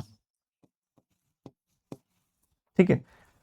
प्लस का 66/1, प्लस का 66/1, प्लस का 4/2, प्लस का 4/2, ठीक है। अब इसके पीछे एक डेरिवेशन, एक लॉजिक भी होता है, बट वो अभी नहीं सीखेंगे, जब हम मेंस पढ़ रहे होंगे तब सीखेंगे, क्योंकि this is highly relevant for mains. But एक बेसिक अंडरस्टैंडिंग के लिए मैंने आपको यहाँ पे बताई है ये चीज, ठीक है। एक बेसिक अंडरस्टैंडिंग के लिए मैंने आपके सामने रखी है ये चीज। चलिए, यहां तक की बात आप सबको क्लियर है, फिर हम आगे बढ़ते हैं, ठीक है। ये थोड़ा सा आज चीजें आपके लिए नई भी होंगी, काफी सारी चीजें आपके लिए आज थोड़ी सी न्यू भी होने वाली हैं, बट जितना आप रिवाइज करेंगे उतना ये स्ट्रांग होती जाएंगी। क्लियर है यहां तक? बताइए, क्या यहां तक का मामला क्लियर है? सबके दिमाग में अच्छे से बैठ गया है? अच्छा, सिंप्लीफिकेशन की शीट का क्या स्टेटस है? सिंप्लीफिकेशन की शीट का क्या स्टेटस है? कितनी पूरी हो चुकी है वो? सिंप्लीफिकेशन एंड अप्रोक्सीमेशन की शीट का क्या स्टेटस है? कितनी कंप्लीट कर चुके हो?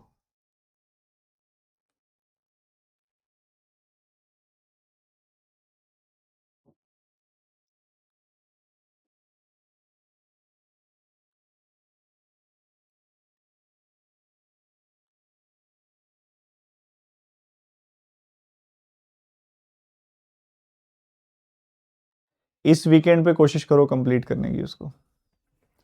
इस वीक एंड पे कोशिश करो उसको कंप्लीट करने की। सर जी टेलीग्राम का लिंक देता हूं लास्ट क्लास के लास्ट में। तो जैसा मैंने आपको बताया, क्वाड्रेटिक इक्वेशन का जनरल फॉर्म ये होता है, उसके रूट्स का जो एक डायरेक्ट फॉर्मूला बनाया गया मैथमेटिक्स में, तो वो ये होता है, ठीक है। ये हम ऑलरेडी डिस्कस कर चुके हैं, पर अभी जो हम बात करने वाले हैं वो थोड़ी अलग बात करने वाले हैं। We are going to learn how to solve a quadratic equation. So we have a very very famous method, 4-step 2-step method. 4-step 2-step method, ये एक जनरल मेथड है। इसके बाद मैं इसको और ज्यादा एडवांस करता जाऊंगा, ठीक है। अभी जो मैं आपको जितना भी क्वाड्रेटिक पढ़ाने वाला हूं, जितनी भी चीजें पढ़ाने वाला हूं क्वाड्रेटिक के अंदर, वो सब्सिक्वेंटली जैसे जैसे क्लास आगे बढ़ेंगी, मैं कुछ कुछ चीजें और आपके सामने खोलता जाऊंगा, जिससे सॉल्यूशन और ज्यादा फास्ट होता जाएगा। जो फाइनल आउटकम है फास्टेस्ट वाला, वो मैं डायरेक्टली भी बता सकता था, मतलब आज ही से शुरू कर सकता था। बट क्या होता है ना, क्वाड्रेटिक इक्वेशन इज समथिंग जो प्री में भी आती है और मेंस में भी आती है। प्री में अलग तरीके से पूछी जाती है, मेंस में अलग तरीके से पूछी जाती है। प्री में अलग तरीके से पूछी जाती है, वहां ज्यादा स्पीड की रिक्वायरमेंट होती है, तो वहां फास्ट वाला मेथड होता है, अलग तरह का मेथड होता है। जो अलग तरह का मेथड होता है उसमें जो बेसिक्स होते हैं वो नहीं ज्यादा डिस्कस किए जाते, पर जो मेंस में आता है उस पे बेसिक्स पे ज्यादा एम्फेसिस रहता है।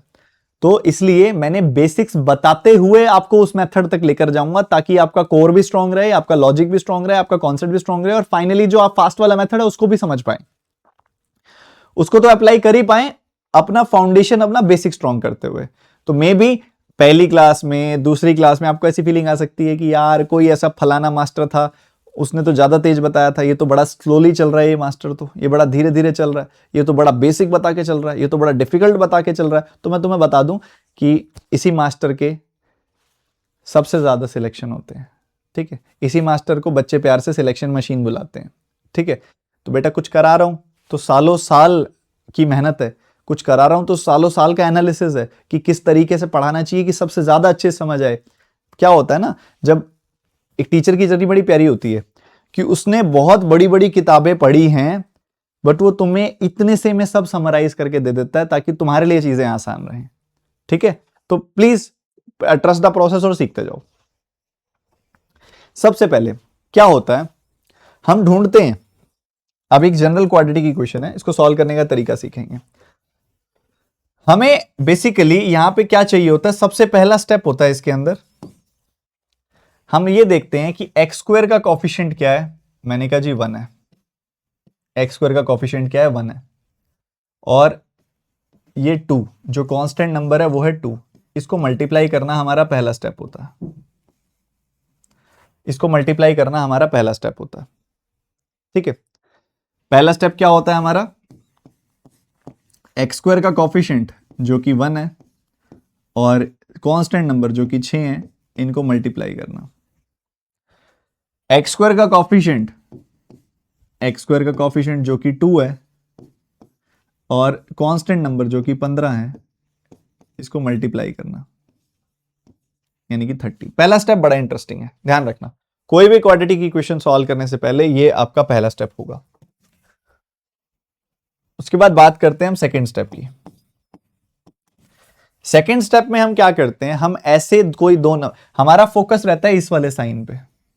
ये साइन बड़ा इंपॉर्टेंट है, इसलिए इस पेज पे आपको सारे के सारे ऐसा ही साइन मिलेगा जहां पे इस जगह पे प्लस होगा। ठीक है, इस जगह पे प्लस होगा, ऐसा ही साइन आपको दिखाई देगा।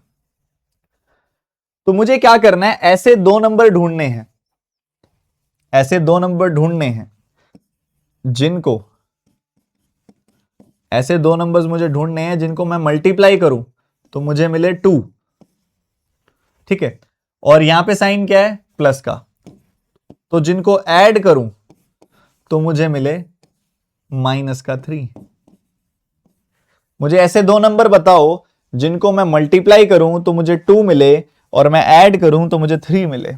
ऐसे दो नंबर्स बताओ ना, जिनको, ऐसे दो नंबर जिनको मैं मल्टीप्लाई करूं तो 2 मिले, जिनको ऐड करूं तो मुझे 3 मिले। तो ऐसे दो नंबर्स होते हैं 2 and 1, ऐसे दो नंबर्स होते हैं 2 and 1। ठीक है जी,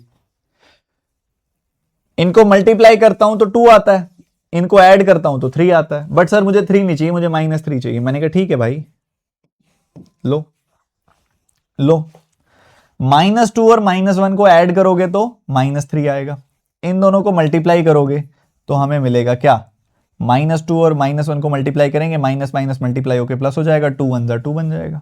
मैंने कहा सही बात है। चौथा स्टेप, सॉरी तीसरा स्टेप इसका क्या होता है, तीसरा स्टेप होता है इन दोनों नंबर्स का जो भी साइन आया है उसको रेसिप्रोकल कर देना, पलट देना। -2 का साइन मैंने +2 कर दिया, -1 का साइन मैंने +1 कर दिया। ये भी सही है सर, बहुत बढ़िया। और लास्ट स्टेप क्या होता है, लास्ट स्टेप होता है कि जो भी आपके नंबर्स आए हैं, आपके जो भी नंबर्स आए हैं, +2 आया है, +1 आया, जो भी आपके नंबर्स आए हैं उसको x² के कॉफिशिएंट से यानी कि 1 से डिवाइड कर देना। ये आपका फाइनल रूट्स आ गए, +2 +1 आपके फाइनल रूट्स आ गए। सुन के थोड़ा सा पेनफुल भी लग रहा होगा काफी सारे बच्चों को कि सर क्या करवा रहे हो, रुको जरा।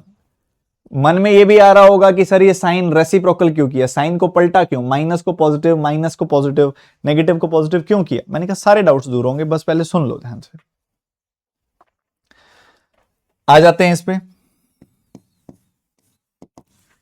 हमें क्या चाहिए, हमारा प्रोडक्ट करके 6 आया है, तो हमें ऐसे दो नंबर्स का ऐसे दो नंबर्स की खोज करनी है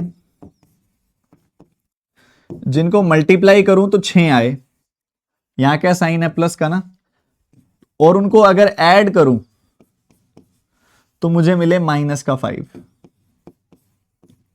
ठीक है, बताओ ऐसे दो नंबर जिनको मल्टीप्लाई करें तो 6 आता है, ऐड करें तो 5 आता है।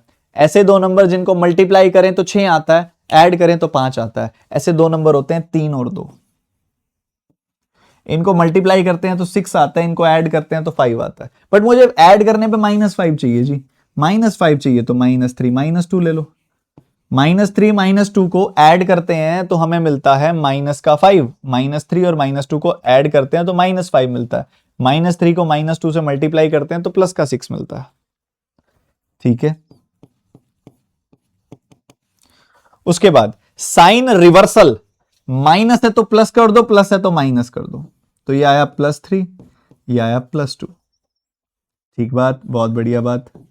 लास्ट स्टेप क्या होता है, लास्ट स्टेप होता है +3 और +2 आ गया, x² का कॉफिशिएंट है 1, तो इस +3 को 1 से डिवाइड कर दो, इस +2 को भी 1 से डिवाइड कर दो, तो हमें फाइनली जो रूट्स मिले वो मिले +3 +2। फाइनली जो रूट्स मिले वो मिले मुझे +3 एंड +2। ठीक है जी, आगे आ जाते हैं। अभी मजा आने लग जाएगा, थोड़ा रुको तो सही, नई चीजें हैं ना, सीखने में मजा आता है। थोड़ा ध्यान से सुनो, ये मत सोचो मैं क्या रिकॉल कर पा रहा हूं, नहीं, आप बस सुनो मेरी बात को ध्यान से। 15 और 2 को गुना करके 30 आया था, मुझे ऐसे दो नंबर चाहिए होंगे जिनको मल्टीप्लाई करूं तो 30 आए, जिनको, ये प्लस का साइन है ना, तो जिनको ऐड करूं तो -11 आए। उन दोनों को अगर ऐड करूं तो -11 आए, मल्टीप्लाई करूं तो 30 आए, ऐड करूं तो -11 आए। सोचो, ऐसे दो नंबर सोचो ना जिनको जोड़ने पे 11 आता है और गुना करने पे 30 आता है। भाई 30 लाने के कितने ही तरीके हैं, 3 का 10 गुना, 6 का 5 गुना, ऐसे ही ना 15 का 2 गुना। तो हमें क्या चाहिए, हमें चाहिए सम 11 आना चाहिए। तो 6 का 5 गुना 30 होता है, 6 5 30 होता है, 6 5 30 होता है, और 6 और 5 का सम 11 होता है। तो 6 और 5 का सम होता है 11, 6 और 5 का प्रोडक्ट होता है 30। बट मुझे -11 चाहिए, मैंने कहा -11 चाहिए तो -6 -5 ले लो। -6 और -5 का सम होता है -11, -6 और -5 का प्रोडक्ट होता है +30। ठीक है जी, -6 -5। ठीक है, ये हमारा जो स्टेप नंबर 3 है उसकी तरफ मूव करते हैं हम। स्टेप नंबर 3 कहता है कि इनका साइन रिवर्स कर दो, माइनस है तो प्लस कर दो, माइनस है तो प्लस कर दो, प्लस है तो माइनस कर दो।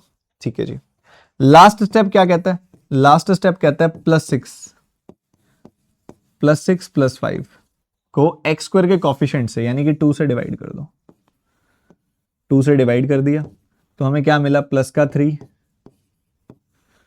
प्लस का 2.5 प्लस का 3 प्लस का 2.5। ठीक है, ये मिल गया हमें यहां पे। तो ये एक बेसिक तरीका होता है 4 स्टेप्स में जो क्वेश्चन को सॉल्व किया जाता है। एक क्वाड्रेटिक इक्वेशन को सॉल्व करने का 4 स्टेप्स में ये मेथड होता है। ठीक है, इसका कोई रिप्लेसमेंट नहीं है। This is the only fastest method to solve a quadratic equation on the whole level.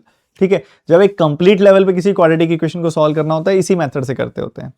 But जो आपके प्री में क्वेश्चंस आते हैं ना वो कंपैरिजन के आते हैं। कंपैरिजन में we have faster approach also, काफी सारी चीजें और फास्टर करेंगे फ्यूचर में।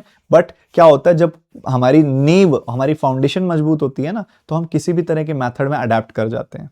ठीक है, बट अगर हम सिर्फ ट्रिक्स, सिर्फ फास्ट टेक्निक्स पे फोकस करते हैं तो फंडामेंटल्स कॉम्प्रोमाइज हो जाते हैं, वो मैं होने नहीं दूंगा। इसलिए इसको सीखते हुए चलो, इसका कोई सब्स्टिट्यूट नहीं है, इसको सीखना ही सीखना है। ठीक है, चलो वापिस आओ, जो चीज सीखी थी दोबारा देखते हैं। स्टेप नंबर 1 क्या था, एक्स स्क्वायर का कॉफिशिएंट यानी कि 1 को मल्टीप्लाई करो 12 से, जी कर दिया, क्या आया, 12 आया। सेकंड स्टेप क्या है, मैं ऐसे दो नंबर खोजूंगा जिनको मल्टीप्लाई करने पर मुझे मिले प्लस का 12, और जिनको, यहां प्लस का साइन है, मतलब जिनको ऐड करने पर मुझे मिले प्लस का 7। तो ऐसे दो नंबर खोजिए ना जिनको ऐड करने पे 7 आता है, जिनको गुना करने पे 12 आता है। अब 12 लाने के कितने तरीके हैं, 12 गुना 1, 6 गुना 2, 3 गुना 4, है ना। तो 3 गुना 4 में 12 आता है, और 3 और 4 में जो सम आता है वो आता है 7। 3 और 4 का सम होता है 7, 3 और 4 का प्रोडक्ट होता है 12। मुझे सम भी +7 चाहिए, मुझे प्रोडक्ट भी +12 चाहिए, तो मैं दोनों नंबर्स पॉजिटिव लूंगा। +3 और +4 का प्रोडक्ट होता है +12, +3 और +4 का सम होता है +7। ठीक है, उसके बाद तीसरा step, sign reversal. Sign reversal, plus का 3 है तो उसको माइनस का 3 कर दो, प्लस का 4 है तो उसको माइनस का 4 कर दो। ठीक है जी, फोर्थ स्टेप क्या कहता है, फोर्थ स्टेप कहता है एक्स स्क्वायर के कॉफिशिएंट से इन दोनों को डिवाइड कर दो, -3/1 -4/1। So you will get -3 -4 as the roots। -3 -4 आपके रूट्स आ जाएंगे। चलिए आगे बढ़ते हैं। इसका फर्स्ट स्टेप क्या है, इसका फर्स्ट स्टेप है हमारे पास एक्स स्क्वायर का कॉफिशिएंट जो कि 1 है, और यहां पे जो 14 है इनको मल्टीप्लाई किया तो 14 आया। सेकेंड स्टेप क्या कहता है, सेकेंड स्टेप कहता है जी यहां 14 आया ना, हाँ जी 14 आया। तो मुझे ऐसे दो नंबर ढूंढ के दीजिए जिनको मल्टीप्लाई करने पे आता हो 14, और जिनको प्लस का साइन है ना यहाँ पे तो ऐड करना है। अगर यहाँ माइनस का साइन होता तो मैं बोलता सबट्रैक्ट करने पर आता हो, पर यहाँ प्लस का साइन है इसलिए मैं बोलता हूं ऐड करने पर आता हो। जिनको ऐड करने पर आता हो प्लस का 9, ऐसे दो नंबर खोजिए जिनको मल्टीप्लाई करके 14 आता हो प्लस का, और जिनको ऐड करने पर आता हो प्लस का 9। ऐसे दो नंबर खोजिए तो जरा, ऐसे दो नंबर्स तो ऐसे दो नंबर्स कौन से होंगे? 7 और 2। 7 और 2 का प्रोडक्ट होता है 14, 7 और 2 का सम होता है 9। तो +7 +2 +7 +2 आया। +7 और +2 के जोड़ने पे +9 आता है, +7 +2 के गुना करने पे +14 आता है।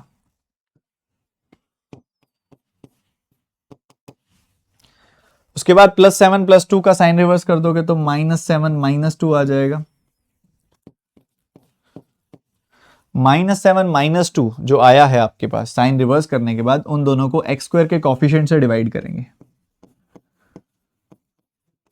x² के कॉफिशिएंट से डिवाइड करेंगे, आपको मिल जाएगा -7 -2। ठीक है, पूरे फोकस के साथ ये चीज समझनी है। ये साइकिल जैसे बार बार करते जाओगे ना, याद होती जाएगी। स्टेप नंबर 1 क्या है? x² के कॉफिशिएंट को और कांस्टेंट नंबर को 24 को आपस में मल्टीप्लाई किया जी, 24 आया। सेकंड स्टेप क्या है? हमारा 24 आया ना मल्टीप्लाई करके, हमें भी ऐसे दो नंबर्स चाहिए बेटा जी जिनको मल्टीप्लाई करके आता हो 24 और जिनको प्लस का साइन है ऐड करके आता हो 11। जिनको ऐड करके आता हो 11 प्लस का। ठीक है, प्लस का 11 है ना यहाँ पे, इसलिए प्लस का 11 लिया। पिछले पेज पे -3 था तो मैं यहाँ -3 ले रहा था, -5 था तो मैं -5 ले रहा था, -11 था तो मैं -11 ले रहा था। ठीक है, समझना ध्यान से, समझना ध्यान से। तो हमें चाहिए ऐसे दो नंबर्स चाहिए हमें जिन्हें मल्टीप्लाई करके 24 आता हो, जिन्हें ऐड करके 11 आता हो। 24 लाने के कितने तरीके हैं? 24 गुना 1, 12 गुना 2, 6 गुना 4, 8 गुना 3। तो भाई 11 का सम चाहिए तो वो 8 और 3 से आएगा। प्लस के 8 और प्लस के 3 का सम जो होता है वो होता है प्लस का 11, और प्लस के 8 और प्लस के 3 का प्रोडक्ट होता है प्लस का 24। साइन रिवर्स करोगे तो मिलेगा -8 -3, और -8 और -3 जो आउटकम आई है, उन दोनों आउटकम्स को x² के कॉफिशिएंट से यानी कि 1 से डिवाइड कर देंगे। सो यू विल गेट -8 -3। ठीक है, -8 -3 will be the final result. ठीक है, आराम से, जल्दबाजी नहीं करनी। अब एक बार फोकस का लेवल थोड़ा बढ़ा दो, फोकस का लेवल थोड़ा सा बढ़ा दीजिए, ध्यान से समझना चालू कीजिए। अब थोड़ा सा बदलाव आएगा क्योंकि यहां पे माइनस का साइन आ गया है अब, तो थोड़ा फोकस ज्यादा रखना है। अब थोड़ा फोकस ज्यादा रखना है। x² का कॉफिशिएंट है 1 और यहां पे है -18, मल्टीप्लाई किया तो मुझे मिला -18। अब उसके बाद मुझे मल्टीप्लाई करने पर चाहिए -18, मल्टीप्लाई करने पर मुझे चाहिए -18। ठीक है, मल्टीप्लाई करने पे दो नंबर्स को मल्टीप्लाई करने पे माइनस तभी आ सकता है जब एक प्लस हो और एक माइनस हो, ये आप जानते हो। जब दोनों नेगेटिव नंबर्स को मल्टीप्लाई करते हैं तो आउटकम पॉजिटिव आती है, जब दो पॉजिटिव नंबर को मल्टीप्लाई करते हैं तो भी आउटकम पॉजिटिव आती है। सुनिएगा ध्यान से, जब दो नेगेटिव नंबर्स को मल्टीप्लाई करते हैं तो आउटकम पॉजिटिव आती है, जब दो पॉजिटिव नंबर्स को मल्टीप्लाई करते हैं तब भी आउटकम पॉजिटिव आती है। मल्टीप्लाई करने पे नेगेटिव तभी आ सकता है दो नंबर्स को जब एक पॉजिटिव एक नेगेटिव हो। ठीक है, मतलब हमारा एक नंबर पॉजिटिव है और एक नंबर नेगेटिव है। ठीक है, इस बात को लेके हमारी श्योरिटी हो जाती है। जब एक पॉजिटिव और एक नेगेटिव नंबर होगा तो उनके बीच में कभी भी एडिशन नहीं हो सकता, उनके बीच में सब्ट्रैक्शन ही होता है। ठीक है, अगर मैं आपके सामने +18 और -9 लिख दूं तो आप +18 और -9 को सब्ट्रैक्ट करोगे, ऐड नहीं होगा। देखो -4 -8 ऐड हो जाएगा, +4 +8 ऐड हो जाएगा, पर अगर +4 -8 हुआ तो सब्ट्रैक्ट होगा, -4 +8 हुआ तो सब्ट्रैक्ट होगा। समझ रहे हो?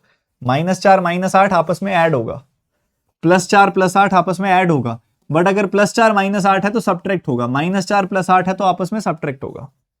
ठीक है, ये ध्यान रखना है। तो एक पॉजिटिव एक नेगेटिव नंबर होता है तो सब्ट्रैक्ट होता है, इसीलिए हम कहते हैं कि यहां पे जो साइन होता है उसी हिसाब से चलना होता है। तो भाई हमें दो ऐसे नंबर्स चाहिए जिनको मल्टीप्लाई करके -18 आए और सब्ट्रैक्ट करके -7 आए,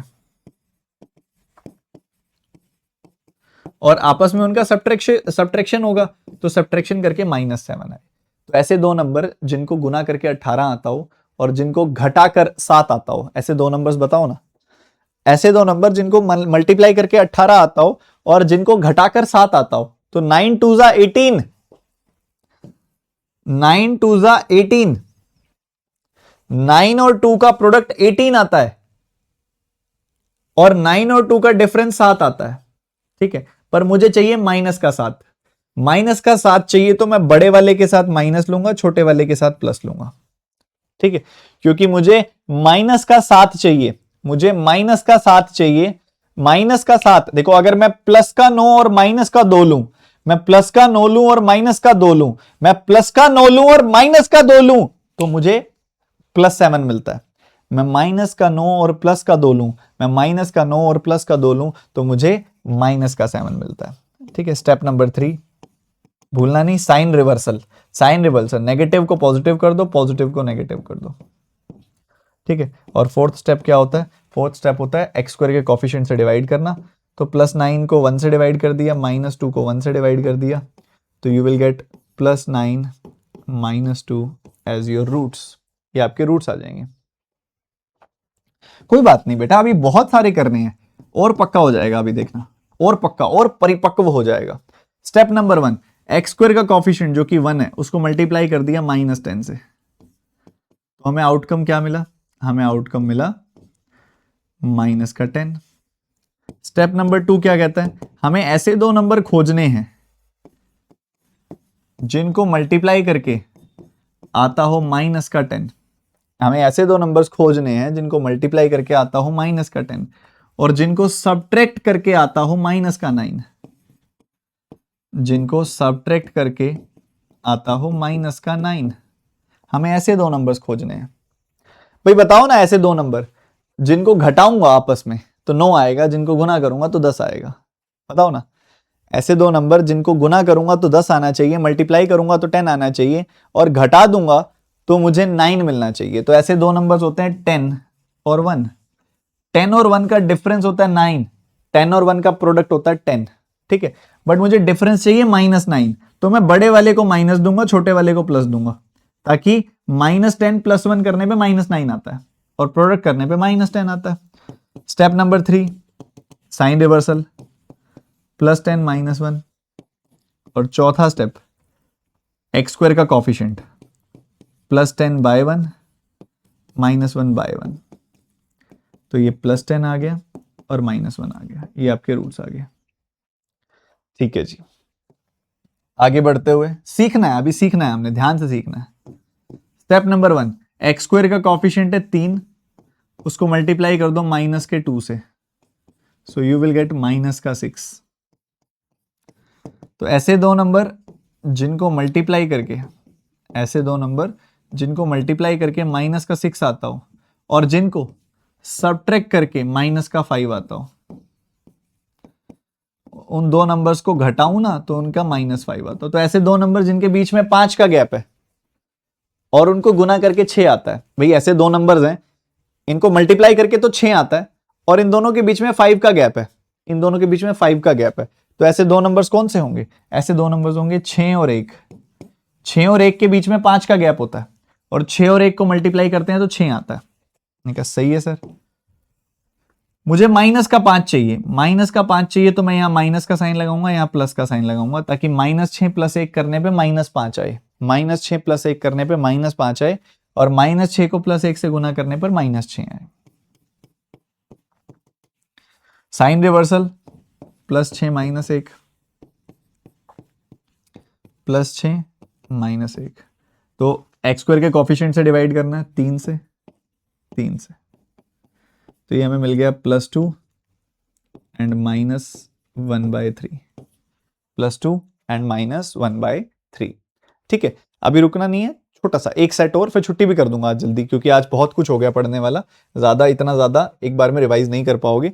बट ये लास्ट फॉर्म होती है क्वाड्रेटिक। हमने देखा, आपने 3 पेज भरे हैं अभी तक, हमने जो तीनों पेजेस भरे हैं ना, वो तीनों अलग अलग फॉर्म है। ये वाला फॉर्म देखोगे तो ax² - bx + c वाली फॉर्म है, उसके बाद देखोगे तो ax² + bx + c वाली फॉर्म है, फिर देखोगे तो ax² - bx - c वाली फॉर्म है। अब लास्ट फॉर्म जो होती है वो होती है ax² + bx - c वाली फॉर्म होती है। कोई बात नहीं, कोई फर्क नहीं होता इसमें, मैं आपको बताता जा रहा हूं, वही चीज फॉलो होगी।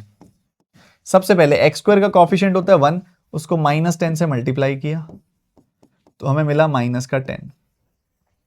स्टेप नंबर 2, ऐसे दो नंबर्स खोजने हैं हमें जिनको मल्टीप्लाई करके तो आता हो -10 और जिनको सब्ट्रैक्ट करके आता हो +3, सब्ट्रैक्ट करके आता हो +3। तो ऐसे दो नंबर जिनके बीच का गैप है 3 का और इनको मल्टीप्लाई करके आता है 10। ऐसे दो नंबर जिनके बीच का गैप है 3 का जिनको मल्टीप्लाई करके आता है 10। तो ऐसे नंबर्स होते हैं 5 और 2। 5 और 2 के बीच का गैप होता है 3 का और इनको मल्टीप्लाई करके आता है 10। ठीक है, पर मुझे गैप चाहिए +3 का, तो मैं बड़े वाले को प्लस दूंगा, छोटे वाले को माइनस दूंगा, ताकि +5 -2 बन जाए। +5 -2 करने पे +3 आएगा, +5 -2 के मल्टीप्लाई पे -10 आएगा। ठीक है, तीसरा स्टेप साइन रिवर्सल, -5 + 2। चौथा स्टेप -5 को x² के कोफिशिएंट से डिवाइड कर देना है, +2 को भी x² के कोफिशिएंट से डिवाइड कर देना है। So it will B -5 and +2, -5 and +2। आगे बढ़ते हुए पहला स्टेप क्या है, x² का कोफिशिएंट जो कि 1 है उसको मल्टीप्लाई करना है -14 से। तो यहां से आपको मिल जाएगा -14, -14 मिल गया। उसके बाद मुझे प्रोडक्ट करके चाहिए -14। ऐसे दो नंबर जिनको मल्टीप्लाई करके आए -14 और उनको माइनस का साइन है ना इसलिए सब्ट्रैक्ट करके आए +5, सब्ट्रैक्ट करके आए +5। ऐसे दो नंबर्स जिनके बीच का गैप है, ऐसे दो नंबर्स जिनके बीच का गैप है 5 का और उनको मल्टीप्लाई करके 14 आता है। ऐसे नंबर जिनके बीच का गैप है 5 का और उनको मल्टीप्लाई करके 14 आता है वो होते हैं 7 और 2। 7 और 2 के बीच का गैप होता है 5 का और उनको मल्टीप्लाई करके 14 हमें मिलता है। पर हमें +5 का गैप चाहिए, इसलिए बड़े वाले को पॉजिटिव और छोटे वाले को नेगेटिव साइन दूंगा। +7 -2 से मुझे +5 मिलता है, +7 -2 करने पे मुझे +5 मिलता है, इनको प्रोडक्ट करने पे मुझे -14 मिलता है। ठीक है, ओके जी, ओके जी। Sign reversal, -7 + 2, -7 + 2, -7 + 2। उसके बाद x² के कोफिशिएंट से हमें डिवाइड कर देना, -7/1 + 2/1, so you will get -7 + 2। आगे बढ़ते हुए तीसरे वाला, सबसे पहले x² के कोफिशिएंट को और कांस्टेंट नंबर को आपस में मल्टीप्लाई करेंगे तो हमें -8 मिलेगा। हमें फिर ऐसे दो नंबर्स खोजने हैं, ऐसे दो नंबर्स का तलाश करनी है, ऐसे दो नंबर्स फाइंड आउट करने हैं जिनको मल्टीप्लाई करके आता हो -8 और जिनको सब्ट्रैक्ट करके आता हो +7, जिनको सब्ट्रैक्ट करके हमें मिले +7। मतलब बेसिकली ऐसे दो नंबर्स जिनके बीच का गैप है 7 का और उनको मल्टीप्लाई करके 8 आता है। ऐसे दो नंबर्स जिनके बीच का गैप है 7 का और उनको मल्टीप्लाई करके 8 आता है। तो 8 और 1 ऐसे नंबर्स होते हैं, इनके बीच का गैप होता है 7 का और इनको गुना करके 8 आता है। मुझे गैप चाहिए, मुझे डिफरेंस निकालने पे चाहिए +7, इसलिए मैं बड़े वाले को प्लस दूंगा, छोटे वाले को माइनस दूंगा। साइन रिवर्स कर दिया, -8 + 1, -8 + 1। ठीक है, और उसके बाद लास्ट जो x² का कोफिशिएंट है उससे डिवाइड, 2 से divide, +1/2, so you will get -4 + 1/2 as your roots। अब इसके बाद एक तो छोटा सा डाउट कि सर ये जो तीसरा स्टेप होता है इसमें आप साइन रिवर्स क्यों कराते हो? तीसरा स्टेप जो होता है उसमें आप साइन रिवर्स क्यों कराते हो? उसके लिए let's understand the fundamental method of solving a quadratic equation. School में कैसे सॉल्व करते थे वैसे उसको समझना पड़ेगा, तब जाके हम बता पाएंगे कि क्यों हम साइन रिवर्स करते थे। x², हम देखते थे ऐसे दो नंबर जिनको मल्टीप्लाई करके आता है 6, जिनको ऐड करने पे आता है 5, तो हम देखते थे वो नंबर होंगे 3 और 2। हम क्या करते थे, हम 5 को 3 और 2 में ब्रेक कर दे, इसको ऐसे कर लेते हैं इजी करने के लिए। हम क्या करते थे, 5 को 2 और 3 में ब्रेक कर देते थे। तो हमारे ऐसे नंबर्स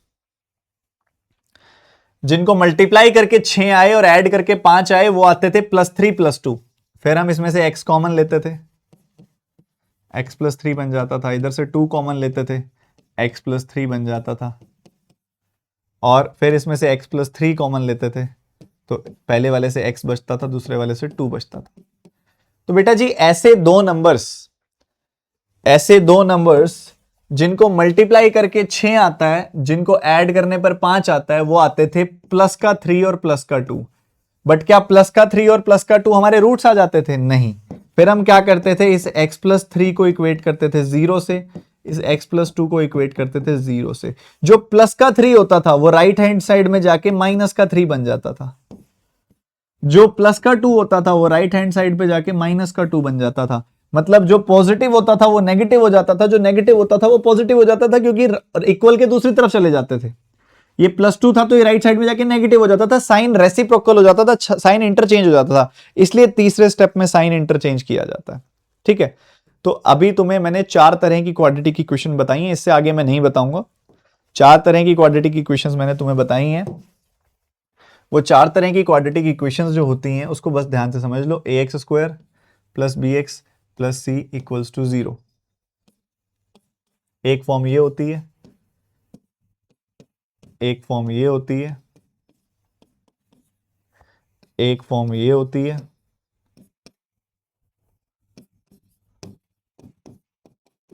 और एक फॉर्म ये होती है। इन चारों तरह की फॉर्म्स में कैसे कैसे सॉल्व किया जाता है उसके मैंने अभी 3 एग्जांपल्स डिस्कस किए हैं तुम्हारे साथ, ज्यादा डिस्कस नहीं किए, क्योंकि आज के लिए फिर वो बहुत ज्यादा हो जाता इतना होल्ड करने में। आई नीड कि आज सोने से पहले इसकी 2 रिवीजन होनी चाहिए। एक रिवीजन होनी चाहिए क्लास को दोबारा से देखकर, क्लास को दोबारा देखना है। अगेन मैं मेंशन कर रहा हूं, अभी तक मैंने कभी नहीं बोला क्लास को दोबारा देखना है, बट इस वाली क्लास को दोबारा देखना है। ठीक है, 2x पे चला के देख लेना। और दूसरी रिवीजन करनी है उसके बाद सिर्फ और सिर्फ इसके क्लास नोट से या एनोटेशन वाली पीडीएफ से। ठीक है, क्लास नोट से या फिर एनोटेशन वाली पीडीएफ से, कैसे मर्जी कर लेना। दूसरी पीडीएफ से रिवीजन करनी है और पहली रिवीजन करनी है तुमने क्लास को दोबारा देखकर। ठीक है, बड़ी इंटरेस्टिंग क्लास थी आज, बहुत कुछ प्यारा प्यारा डिस्कस हुआ, काफी सारी नई चीजें भी डिस्कस हुई। ठीक है, और आपके लिए ग्राफ्स वगैरह ये सब आपके लिए इंपॉर्टेंट नहीं थे। ये ग्राफ्स वगैरह जो मैंने आपको बताई आपको नहीं बनाने, ना आपसे कोई पूछेगा। मैंने बस आपको उसका पूरी बैक स्टोरी बताई है ताकि आपके दिमाग में समझ आए कि ये होती क्या चीजें हैं, इक्वेशन है क्या। अब आप बता सकते हैं ना कि इक्वेशन कैसे आई, जब नंबर्स, जब वेरिएबल्स इनका एक साथ इस्तेमाल किया, एक्सप्रेशंस बने, एक्सप्रेशंस में जब इक्वल का साइन इंट्रोड्यूस हुआ तो वो इक्वेशन आई। इसी तरीके से और भी काफी सारी छोटी छोटी चीजें मैंने एक के साथ इंटरलिंक करी। तो उम्मीद करता हूं आपको सारी चीजें समझ आई होंगी। क्लास अच्छे से रिवाइज कीजिएगा। और कौन कितनी रिवीजन करने वाला है आज ये बता दो पहले तो। कितनी रिवीजन एक्सपेक्ट करूं तुमसे आज मैं, कितनी अच्छी रिवीजन करके आओगे इस क्लास की? सिर्फ रिवीजन करनी है।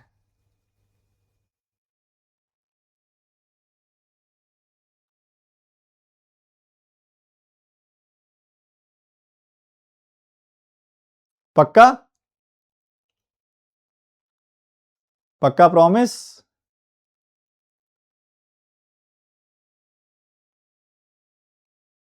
सर लास्ट साइन क्या गलत हो गया क्या कुछ? से आज मैं गलती कर सकता हूं, मैं सोया नहीं हूं बिल्कुल भी रात को। हमारी सहज बिटिया ने सोने नहीं दिया हमें रात को। ठीक तो है वैसे? किसमें गलती है?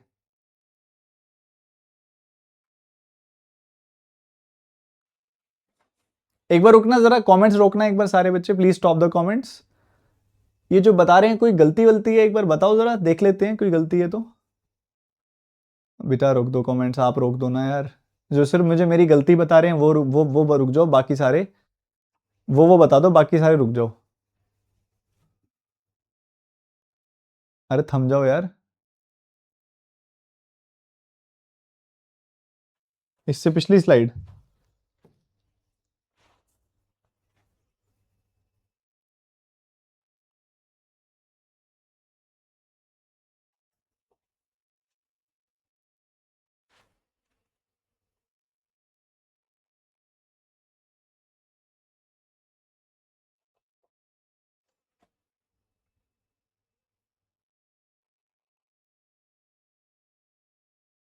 लास्ट स्लाइड पे।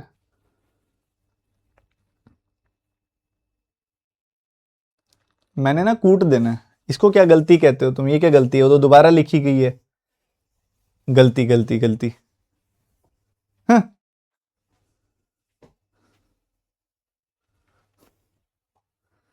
वो एक इक्वेशन दोबारा लिख दी गई, ये गलती कहते हो तुम? चलिए सेशन एंड करते हैं, मिलते हैं नेक्स्ट क्लास में। Bye bye, take care, God bless you. Please बहुत अच्छे से रिवाइज करके आना ताकि कल की क्लास में हम और अच्छे से सीख सकें चीज़ों को। आपकी रिवीजन मायने रखती है, आपकी रिवीजन अच्छी होगी तो और ज़्यादा मज़ा आएगा पढ़ने में, नहीं तो मज़ा नहीं आएगा। चलिए bye bye, take care, God bless you बेटा।